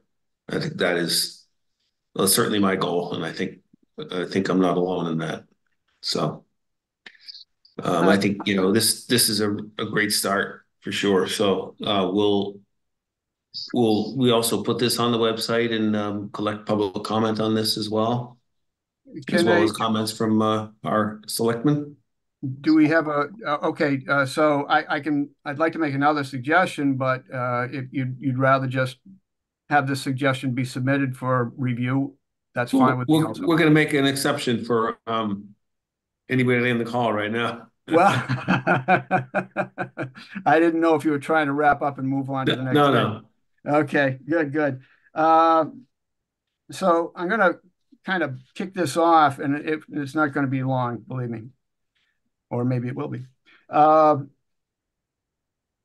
We've had the current provisions do obviously focus a great deal on life safety issues. We've got our building inspector and fire chief and others that are going to be exploring or at least inspecting these buildings to make sure that people renting them and or first responders responding to an issue are going to be safe. I think that's a big burden in many cases.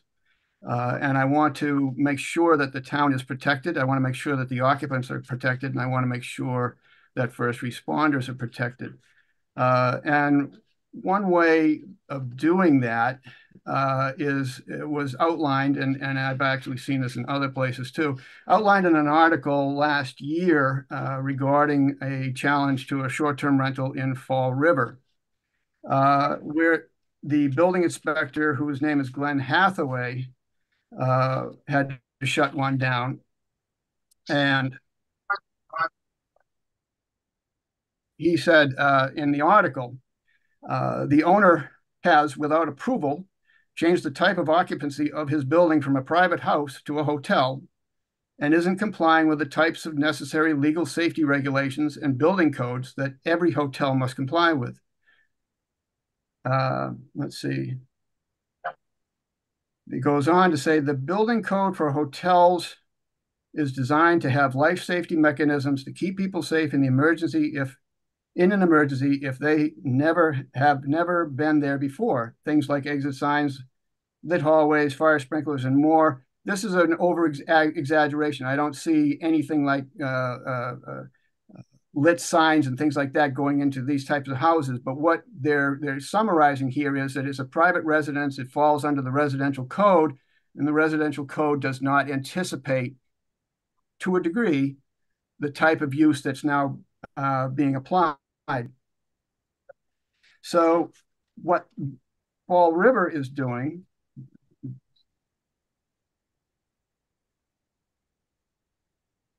is they're requiring that in order to get a license, that a licensed architect or design professional draft a Chapter 34 review of the building, and then anything discovered that points out that building falls short as far as safety regulations must be upgraded before the license is issued. This takes a lot of the burden off of our own inspectors. And it also is basically getting somebody in there who theoretically would know everything there is to know about commercial rentals. I think that's important, and it takes the burden off the town to try and discover that. I think that would be a good addition to short-term rental item 4 under property requirements.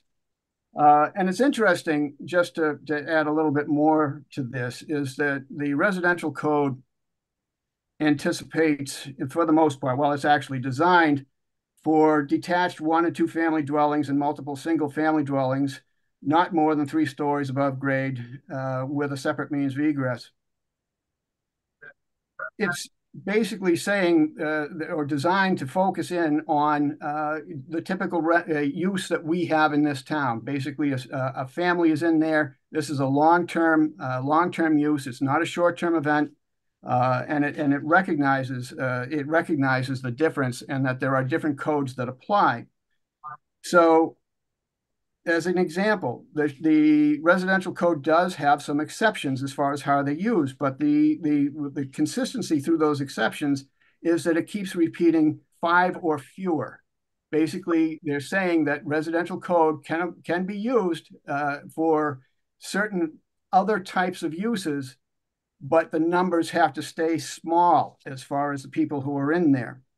So I mean, there's issues here like custodial care, child care, care facilities, all of which mention 5 or fewer, and all of which are assuming that there is someone present in the building while it's being used in this other capacity.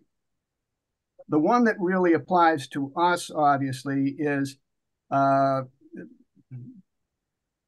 the use of a single-family dwelling for, as they say, small bed and breakfast style hotels where there are 5 or fewer guest rooms and the hotel is owner occupied. That's the key, is again, keeping the number small and having an owner in the building. Once you step outside of that, whether it's owner occupied, but the owner is in Florida while it's being rented, or whether it's non-owner occupied, in either case, the use has changed. So the safety requirements may have also changed. And it's important to us that we identify what those changes are and update and make sure that the property has been updated to comply.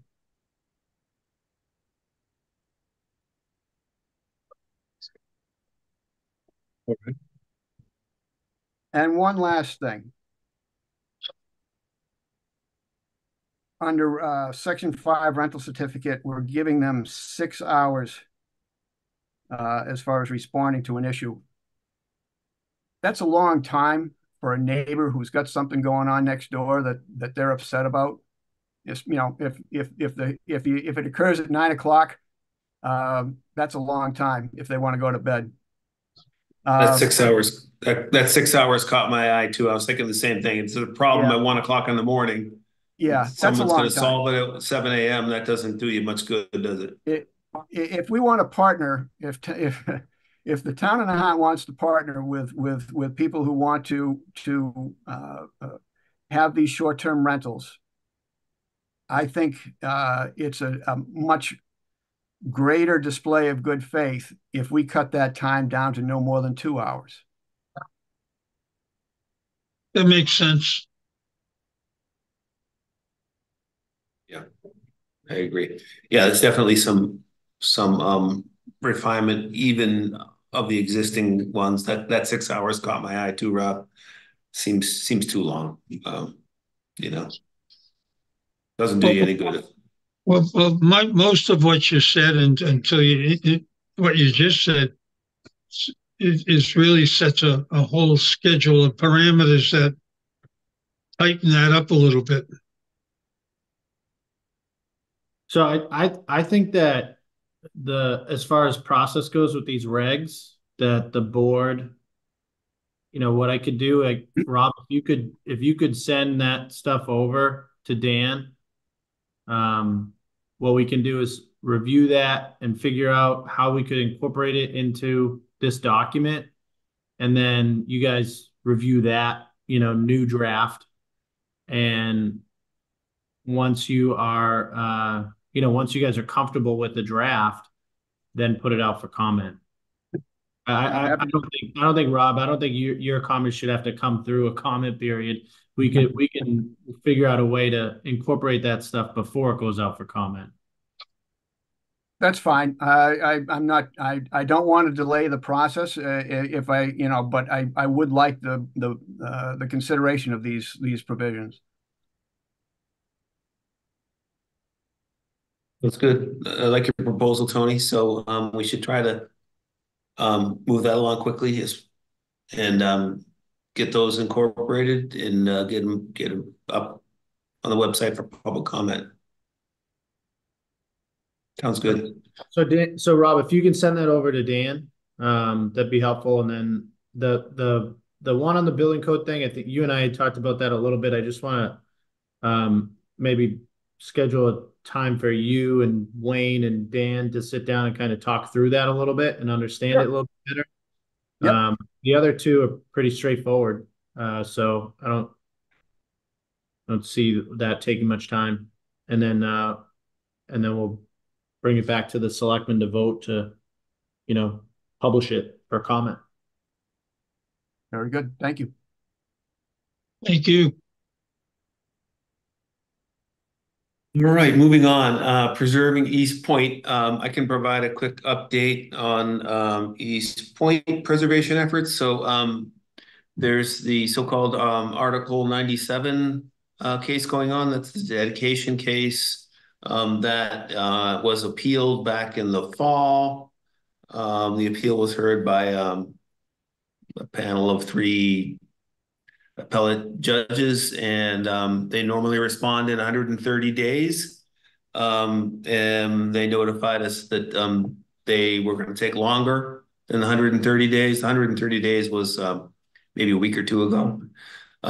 They said they're going to take longer. I don't think anyone should read anything into that other than they're taking longer. And then there's the eminent domain case. Little recap. Judge Karp issued the summary judgment that it was bad faith taking, and also gave Northeastern, said Northeastern could claim damages, which Northeastern did, to the tune of about $25 million. And the town had 10 days to respond to that damages claim. I think once Judge Karp saw the damages claim that was submitted, he called an emergency hearing and granted the town 60 days to respond. That 60 days was scheduled to expire July 26th. In the process of responding to the damages claim, our attorneys asked Northeastern for the plans that the construction costs were based on, and Northeastern said no. So we had to go to the judge and say, hey, what do you do about this? Since that time, Northeastern has said, okay, we'll give you the plans if you waive the hearing, and which is not acceptable to have no hearing, so that the whole decision would be based on just the documents that the judge has. So so now the judge has said we're gonna have a conference on the hearing. I'm not using the right term. It's not a hearing, but plans. Yeah, right. So anyway, that hearing date is not set, and but in the meantime, the January 26th deadline for response is extended indefinitely. We expect to have, our attorneys think the hearing will take place in the next week or 2, and I assume at that time we'll get a new deadline. In the meantime, our attorneys are continuing to prepare the response, not as though they had to respond by the 26th. So that's what's going on. After that takes place, it's assumed that it'll be a couple months of consideration before a decision is issued on the damages. So probably September timeframe. And that's it.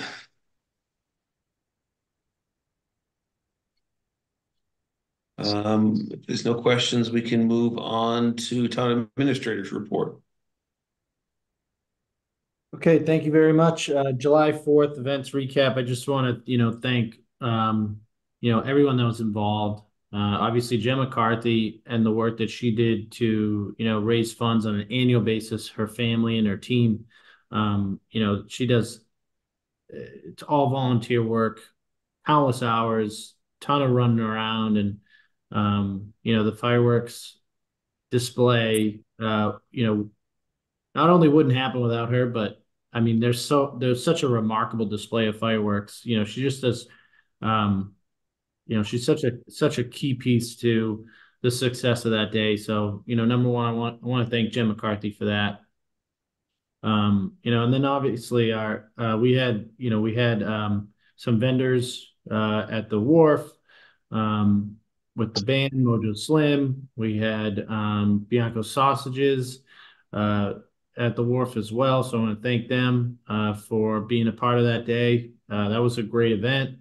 And then, of course, our police department, um, our fire department, our public works department, and if I'm missing anyone, I apologize. But everyone that's involved in that plays a different role, and there's a lot of planning that goes into that, weeks of planning ahead of time. And, the biggest concern for the town, beyond making sure that people have a good time is making sure people are safe. So, I gotta commend, our team and everybody that's involved in that, the harbor master as well as part of that.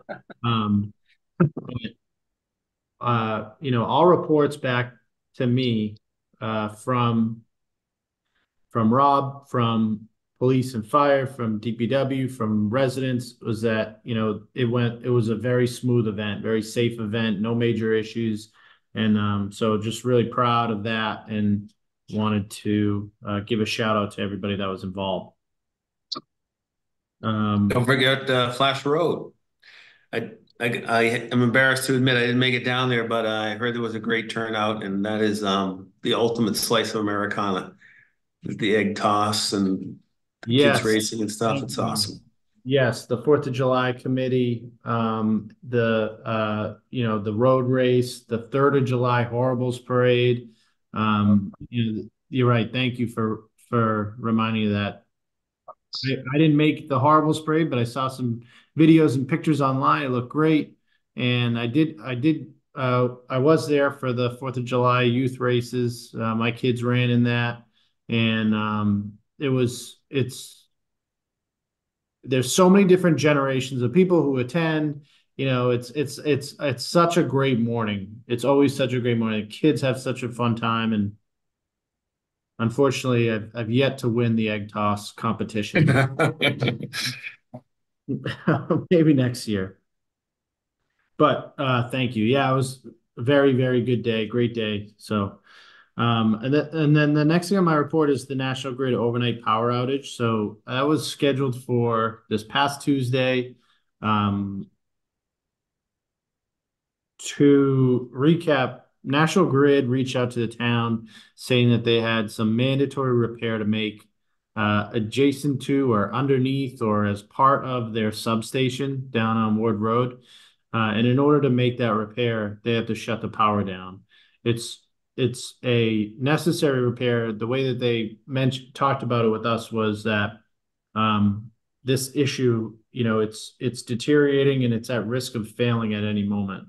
And if they don't plan the repair and have to react to a fault in the system, it would be potentially a 24-hour plus shutdown in order to do that work in an emergency response versus planning it. And so they wanted to make sure that, we were part of that discussion. In order to do the work, they estimate an 8-hour shutdown.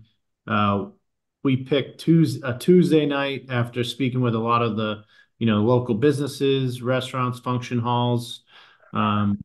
That seemed to be the least active night of all the business that occurs in town. And obviously from, overnight, 10 p.m. to 6 a.m., it should be the least interruption to everyone in town.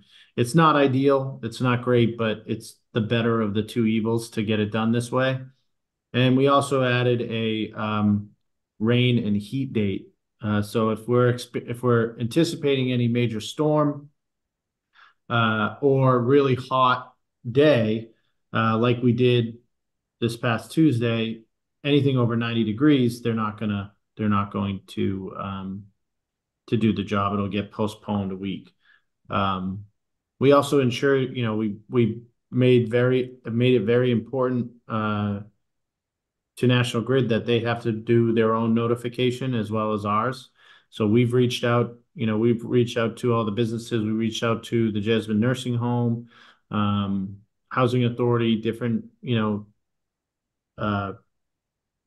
properties like that, to make sure that they, double check that their backup generators work, and they're able to, keep power on during the power outage. So we've done a lot of that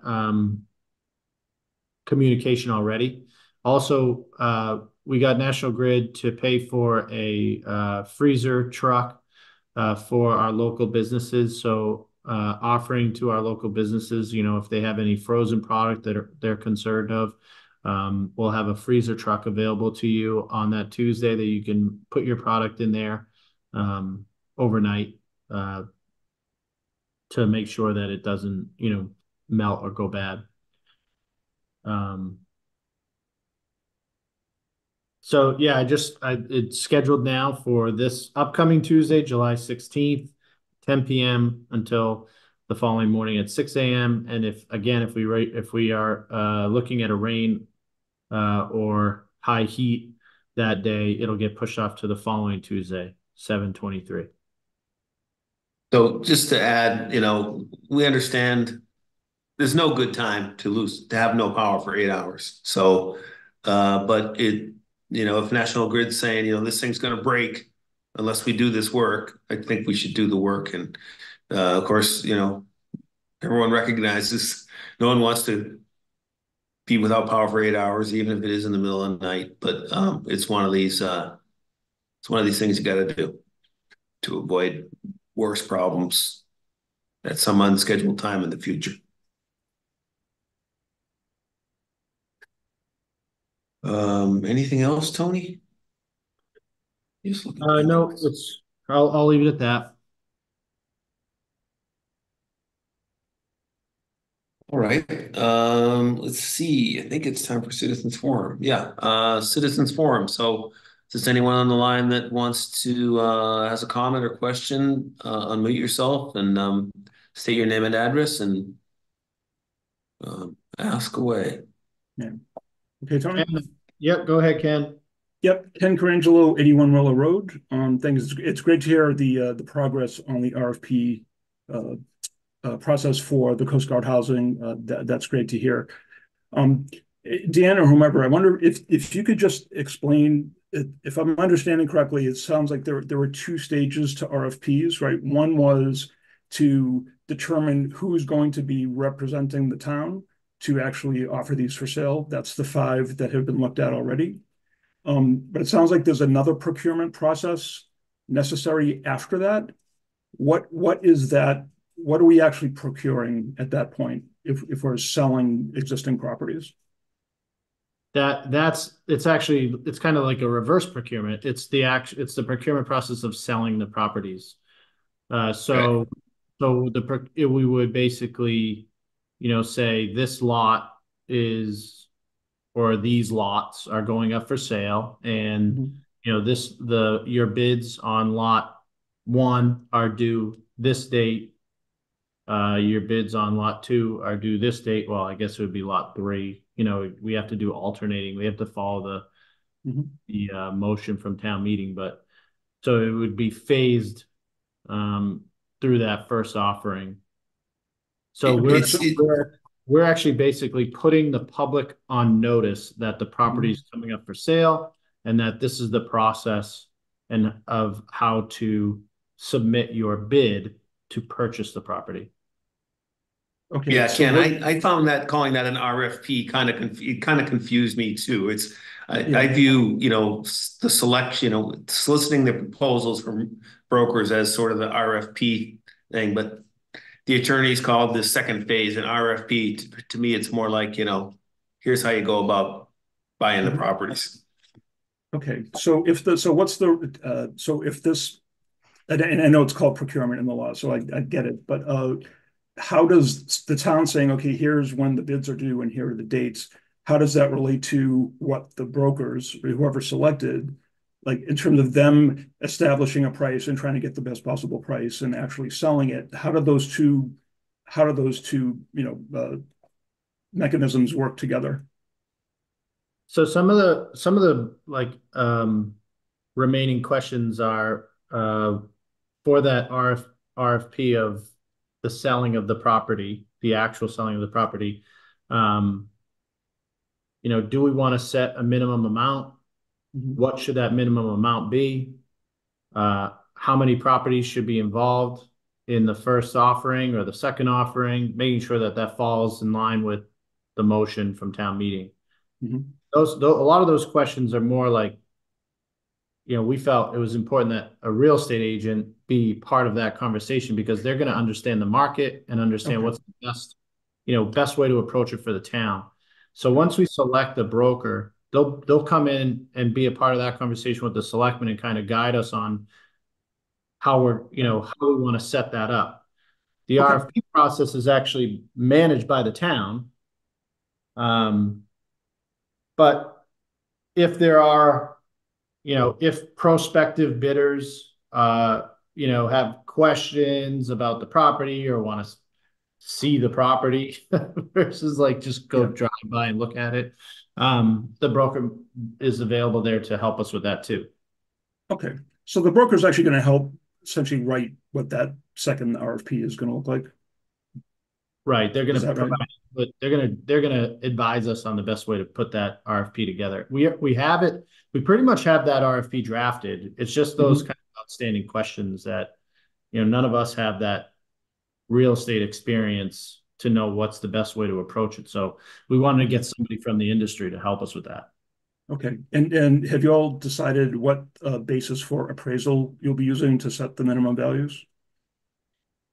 We got the property, we got three properties appraised prior to putting out the RFP. But we've actually already received an appraisal.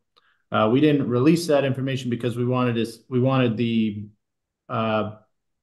broker marketing proposals to see what would come in, because that was kind of part of how we, to see if the people bidding had a good feel or sense for what these properties are worth. So we'll release that. I think we'll release that appraisal once we select the firm that's the broker firm. Okay. I mean, those are independent appraisals? Like Joe's appraisal firm, or is it like? Yeah. We hired an outside. Yeah, we hired an outside company. I forget now off the top of my head. I forget the gentleman's name. And we had him appraise one property on Castle Road, one property on Gardner Road, and one property on Goddard Drive. We didn't feel it was important to kind of appraise every single property. Sure. And we also kind of felt like the RFP process and the market itself is kind of going to set the future appraisal values, because there's not a lot of comps available other than really Hodges Woods for vacant cleared lots. Okay. No, that's great. That's great. So can't wait to see it. This next one, Tony, I'm going to put it in the chat just because it's I don't want to belabor this, but there's an excerpt from the 2021 ATM motion and vote that talked about selling the Coast Guard housing. So I put that in there. So two questions. Looking at what the town voted on in terms of selling the 12 Coast Guard lots, do any of the selectmen understand that vote to allow for selling anything less than all 12 lots? Is that lawful without a new vote of town meeting? My understanding is, and I can't see the chat, only Tony can, but I can share it. Town meeting authorized selling the 12 lots, and my understanding is anything that deviates from that would require a town meeting vote. And Dan, you can correct me if I'm wrong. Well, authorization is we're not required to do anything. That's just authorization to do it. So it could raise a question as to whether we just exercise our authorization with half the lots. So that is a question that I'm not ready to answer at the moment. But it may not be as easy as black and white. There might be some. Why do we have a fucking town meeting on it? Oh, George. Oops, I'm sorry. Gosh. We love you, George. We'll answer that question next. The part of that shows some of the consideration. I think where you're going with this, Ken, is part of that motion also said, it said 2 offerings of alternating lots in a 2-year period. Right. And obviously there's still 3 lots that are occupied. Hopefully we have an agreement that one of those will be vacant by the end of July. But we still have 2 remaining properties that we're in in litigation on trying to get those vacated. So some of this consideration has been the second you put that first offer on the street, that 2-year window starts ticking. So in theory, if those other lots aren't vacated before that 2-year window is up, then you would have to go back to town meeting for the same authorization to extend that window. So part of the process has been trying to hit that sweet spot so we don't have to do that, so that we can sell all 12 lots within that 2-year window. Now it doesn't say that the 2 offerings have to be split 6 and 6. No, understood. I mean, the question is just about the full 12 within, and hopefully by 2 years from the first lot, the current 3-year resolved. But I guess, and this goes to the second part of my question, right? The last few drafts of the infamous housing production plan have mentioned selling fewer than 12 lots and I'm reading this, selling fewer than 12 lots as an option to pay off the loan, and then whatever's left, dispose the remainder to a development partner for affordable housing. And it also asserts that there's another town meeting vote required to sell the lots, even with the existing criteria, which sounds like that's not the case. But I guess my reason for the questions is, and Dan's answer is actually not awfully reassuring. The direction town meeting seemed fairly clear. I mean, if you parse the words, yes, the BOS is authorized to sell 12. It's not required. And I guess that my question in terms of lawful is the intent of the town meeting not clear from what was voted? And is there any risk that somehow these 6 of them are going to be redirected somehow? I'll give you my answer, Ken. I have no intention of being part of doing anything other than what was voted on in 2021. Yeah, I think, and if there's some legal weird way it could be done without going to town meeting, I'm not going to be a part of that. No way. The town voted, and my one vote as a selectman would be to execute that exactly as the town voted on it. No, that's reassuring. Thank you. And I know Rob wasn't here at the time, but does have the vote, and same thing with Gene. So, I mean, again, I don't want to put you on the spot right this second, but at the same time, there's a part of the reason for the resistance to the HPP is stuff like this in there. And there have been opinions voiced that this would be the right thing to do, redirecting the 6 lots, which is clearly not what the majority of town voted for. So, yeah, if for some reason, we thought that should go to a town meeting vote, then, maybe that would go to a town meeting vote. But I would not advocate anything other than what's been approved at town meeting.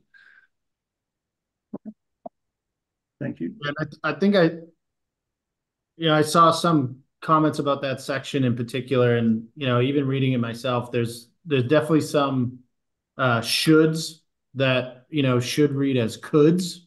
So that section does kind of probably drive a lot of the question that you're asking, Ken, because it reads that way.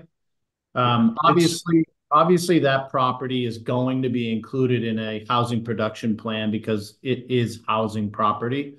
And because of, the previous tenants, being below market rate. And so it was obviously going to be part of that consideration of the plan.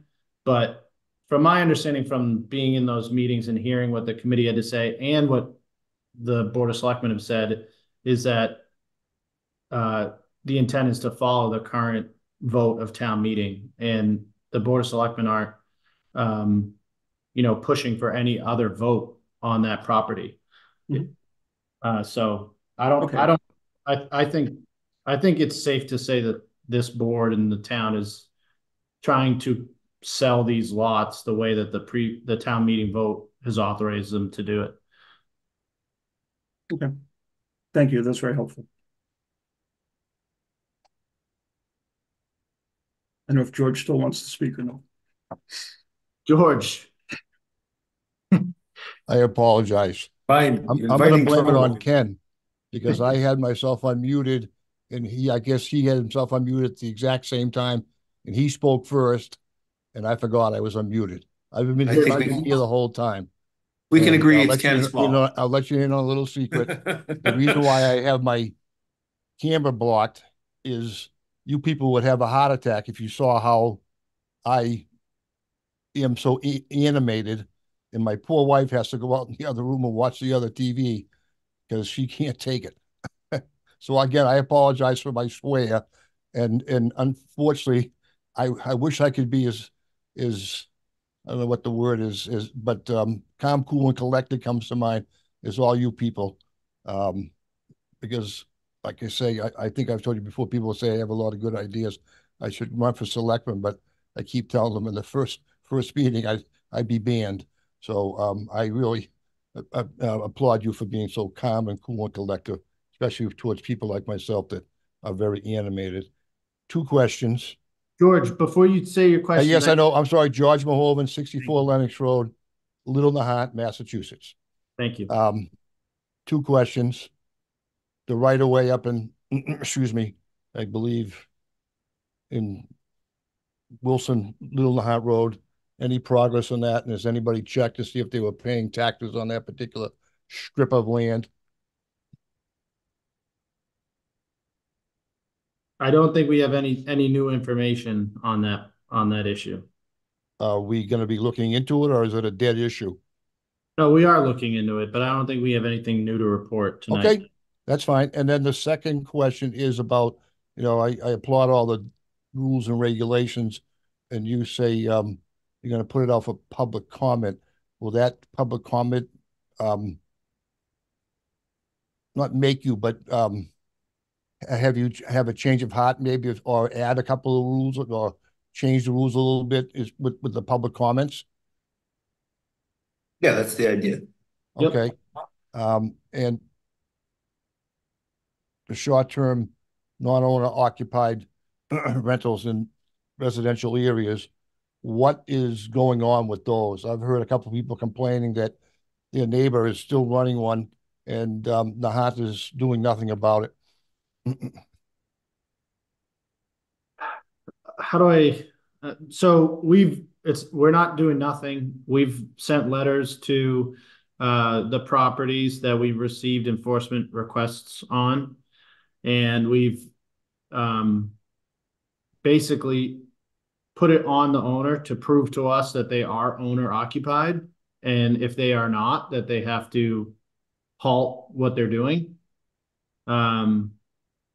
That's where it gets tricky because they're able to prove that they are owner occupied by proving they're resident, that they're residents of the town through multiple different ways, like providing their license, providing their that they're registered to vote here, things like that.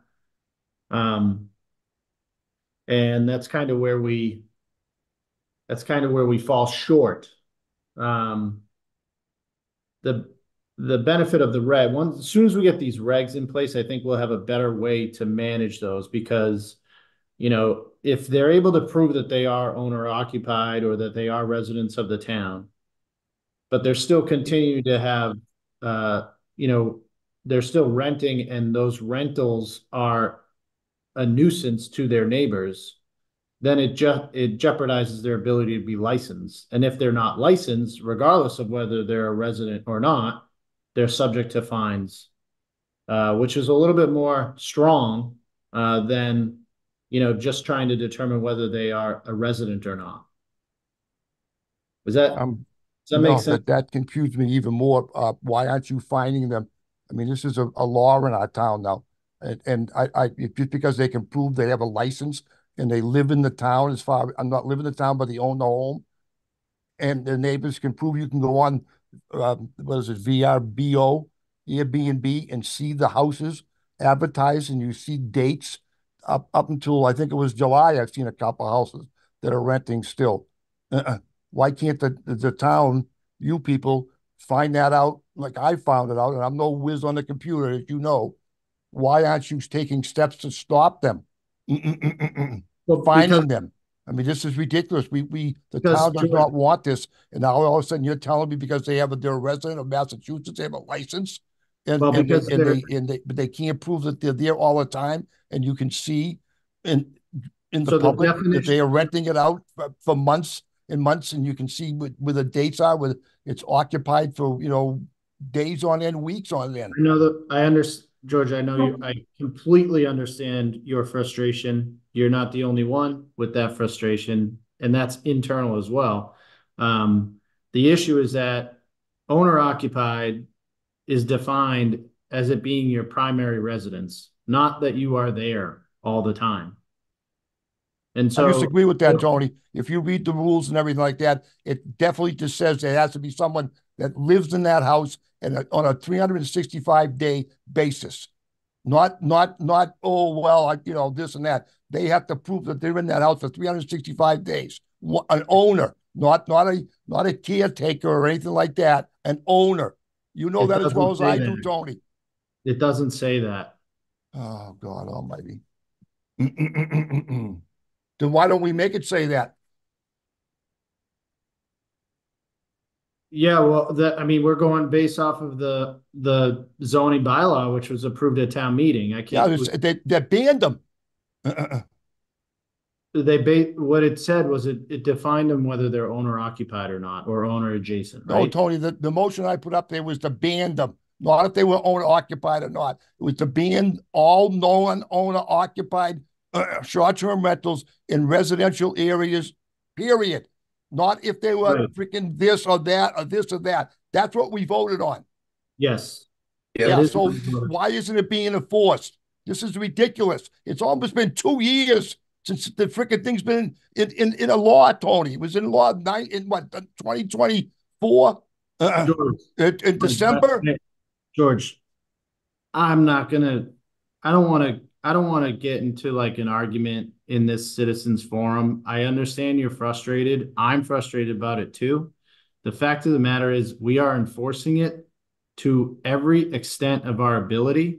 The challenge is that the owners that we've had to write letters to have been able to prove that they are, by definition, owner occupied. And that's a challenge. Neighbors aren't happy with that at all. That's a bunch of BS, Tony, and you know it. I'm not here to argue with you. I'm here to help the town out. I'm not here to argue with anybody. People in this town don't want this. You know that. And you should be, Tony, can I jump in for a second? I mean, the town should be doing more to help these people out, other than coming up with excuses about licenses and so on and so forth. Just before you go, Rob, and for George and anybody listening, there is no BS in anything that I'm saying in these meetings. I'm not lying about anything. Oh, Tony, I didn't say you were lying. I said, it's BS, not you. I would never say that to you, Tony. That's what I'm saying. I share your frustration in that. But go ahead, Rob. George, I wish that we had language to help this. What we need, and something that actually a question that I have for Dan, is whether we can add a piece to the definition of owner occupied to reflect what I spoke about a few minutes ago, as far as what the building codes require, that the owner must be present while people are in there for a short-term rental. And I wondered if we could add something along those lines to the definition of owner occupied, wherein we're saying that the owner must be present, not just owner occupied, owner present. Until we have something like that, what you're seeing is just the typical legal people finding ways around what the intent was, to try and stem this so that we didn't have non-owner occupied. What we have is a hole where people can say, yeah, it is owner occupied. This is where I get my mail. This is where I vote, but I spend most of my time down in Florida, or something along those lines. And this is not just a Nahant problem. This is a problem that extends well beyond us, and it's something that we have to figure out for ourselves, and as well as how we can adjust the fine structure to a point where we can apply a fine to somebody that actually matters. Because right now we have such low capacity as far as the assessment of fines that they can just add the fine into their costs. And charge whatever the fine is, $25 or $35 or $50. They just add it on to the rental rate. So these are things that certainly need to be adjusted. And I think we will do that. I know we will do that, but it's a learning process. There's a learning curve. I'm disappointed as far as people stepping around, who might be stepping around the owner occupancy thing. Yeah. But there's nothing we can do right now. And I agree with everything you just said, Rob. And finding ways to add that, to make those changes to the fees, try to add some of that stuff into the regs or even into the zoning, better define it. That it will always be just so it's where I'm clear, it's always going to be a challenge for the town to be able to prove that someone is not in attendance while they're renting. We don't have it, if you think about it, if you rented your property every weekend, we don't have somebody that can come on Saturday night and check to see that you're there. And legally, you have to have sound proof to, enforce that rule or inflict a fine. So that is a challenge that I hope we can find a way around, like find a way to work through that challenge. But that, as of where, like, from all the discussions we've had and on the current enforcement issues and on the development of these regs, that is a challenge that just doesn't seem, we don't have a solution for that yet. Well, Bob Thibault was a perfect example of why I can't say what I want to say. He said exactly what I wanted to say. And I think I did say that in my moment of rage, that why can't we put it in the regulations? And that's all I can really ask for, is to put it in the regulations and make sure that if it's in the regulations, that the town does something to stop it, because it is in the regulations. So we don't have these neighbors getting upset and talking to me and direct messaging me and asking me what's going on and this and that and that and this. And because I don't think it's fair, and I'm sure you people don't think it's fair, to be living next door to someone like that and have to have all that stress and strain and so on and so forth. So it needs to be maybe some more letters sent out or whatever. But I have to, excuse me, I'm sorry, my mouth is so dry. Stop, because my mouth is getting dry. So I really appreciate Bob and what he said, because that's what I wanted to say in a nutshell. But as you see, I can't say it calmly, and I apologize. And Tony, I don't ever say that you do anything as far as BS goes. You know that I respect you. I respect everybody for what they're doing. So I just get very animated because of my love and wanting for this town, and the people love it. So with that, I'll say good night. Right. Good night, George. Anybody else? Nothing in the chat, Tony? Nothing in the chat. I thank George for his final comments there. I appreciate that. I respect George as well. And I do love his input on these meetings. But I mean, and this is all new to us, and as Rob said, it's a learning curve. But talking to you recently, Tony, about complaints about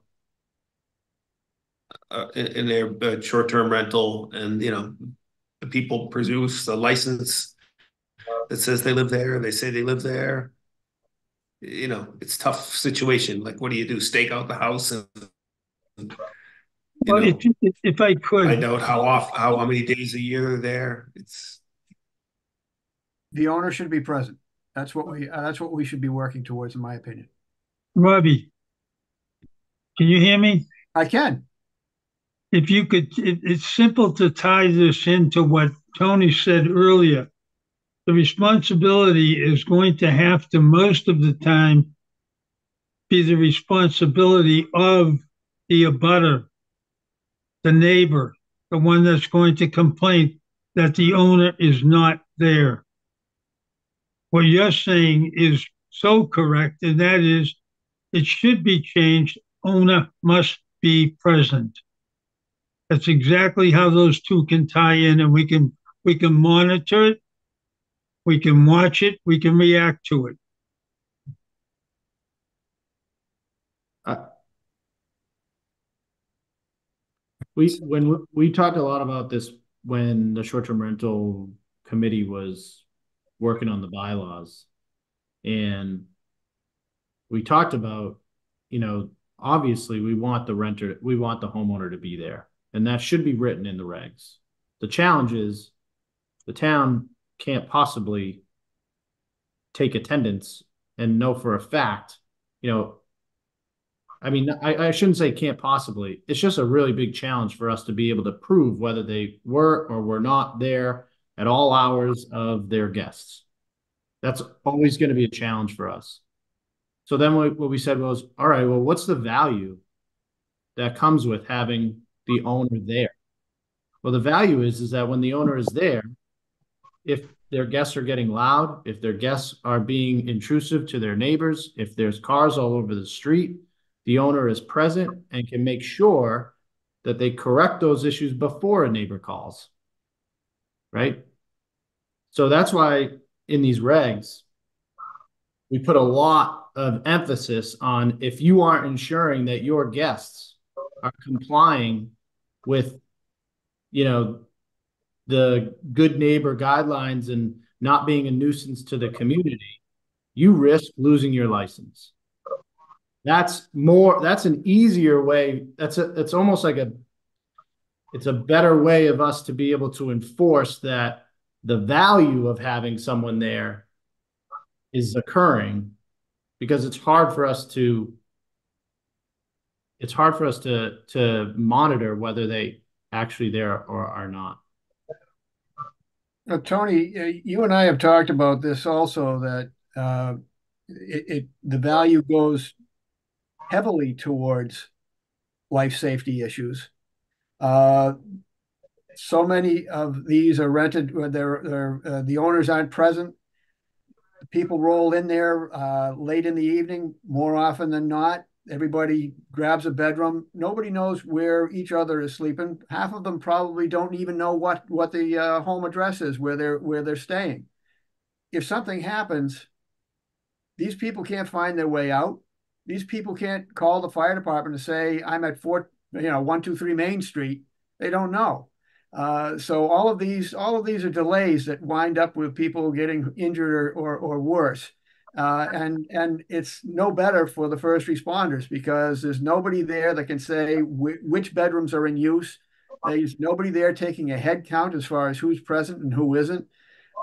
It really is important that there be a responsible person at the residence to help, alleviate these concerns. And that's exactly why we see this listed in the building code. If you want to take a house, a residential home, and not make adjustments to accommodate these safety regulations, then you must be present. That's the allowance that you get. It disappoints me that people don't recognize that. If they ignore it.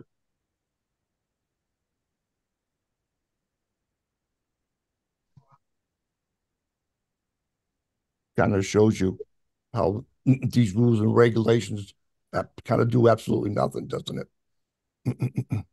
I disagree. Absolutely disagree on that one, George. I consider this to be a significant first step for the town of Nahant towards regulating this industry. It's been a long time coming, and it still has a long way to go. But at least we've taken that step, and I look forward to getting it to where it needs to be. And that's why when we put these the warrant articles together, we left room for the selectmen to make adjustments without having to go back to town meeting. And this is the process that we have now, and I think it's a good one. Well, yeah, but I'm relating to the non-owner occupied. I agree with the rules and regulations for all the other stuff. As far as the non-owner occupied, there doesn't need to be any rules and regulations because they shouldn't be allowed. And I appreciate you adding all that in. And Yeah. one of the things I thought of was, what if you know the person is not living in the town? Their primary address, let's say, I believe the one on 111, either Wilson or Little Nahant Road, when you look up the, excuse me, the property owner, they live in New York. So what about that? Do you go after them? You know that they don't live in Nahant, and I know that they have people coming in and out of there. So how do you handle that? And the fines too. Why can't we make the fines outrageous so that these people say, well, geez, we can write it into the cost of the rental. But if you charge them $1,000 a day for a fine, then they won't be able to write it into the rental. So couldn't we do something that way also? We're gonna work on all this stuff, and please include all that stuff in the public comment. But we're gonna go into executive session now. Okay. I haven't eaten dinner yet, so Well, thank you very much, gentlemen. Good night. Thank you, George. All right, thanks, George. So we are going to adjourn into executive session. Correction to the agenda. We're not going to have any discussion on the Northeastern litigation, but we are going to be talking about the Coast Guard houses. So I guess I can read the motion. I move that the Board of Selectmen vote to return to executive.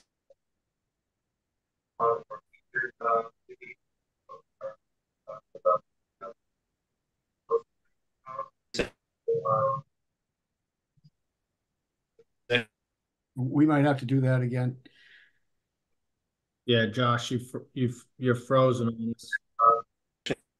Pursuant to general law, chapter 38. Shoot, what can someone else read the motion then?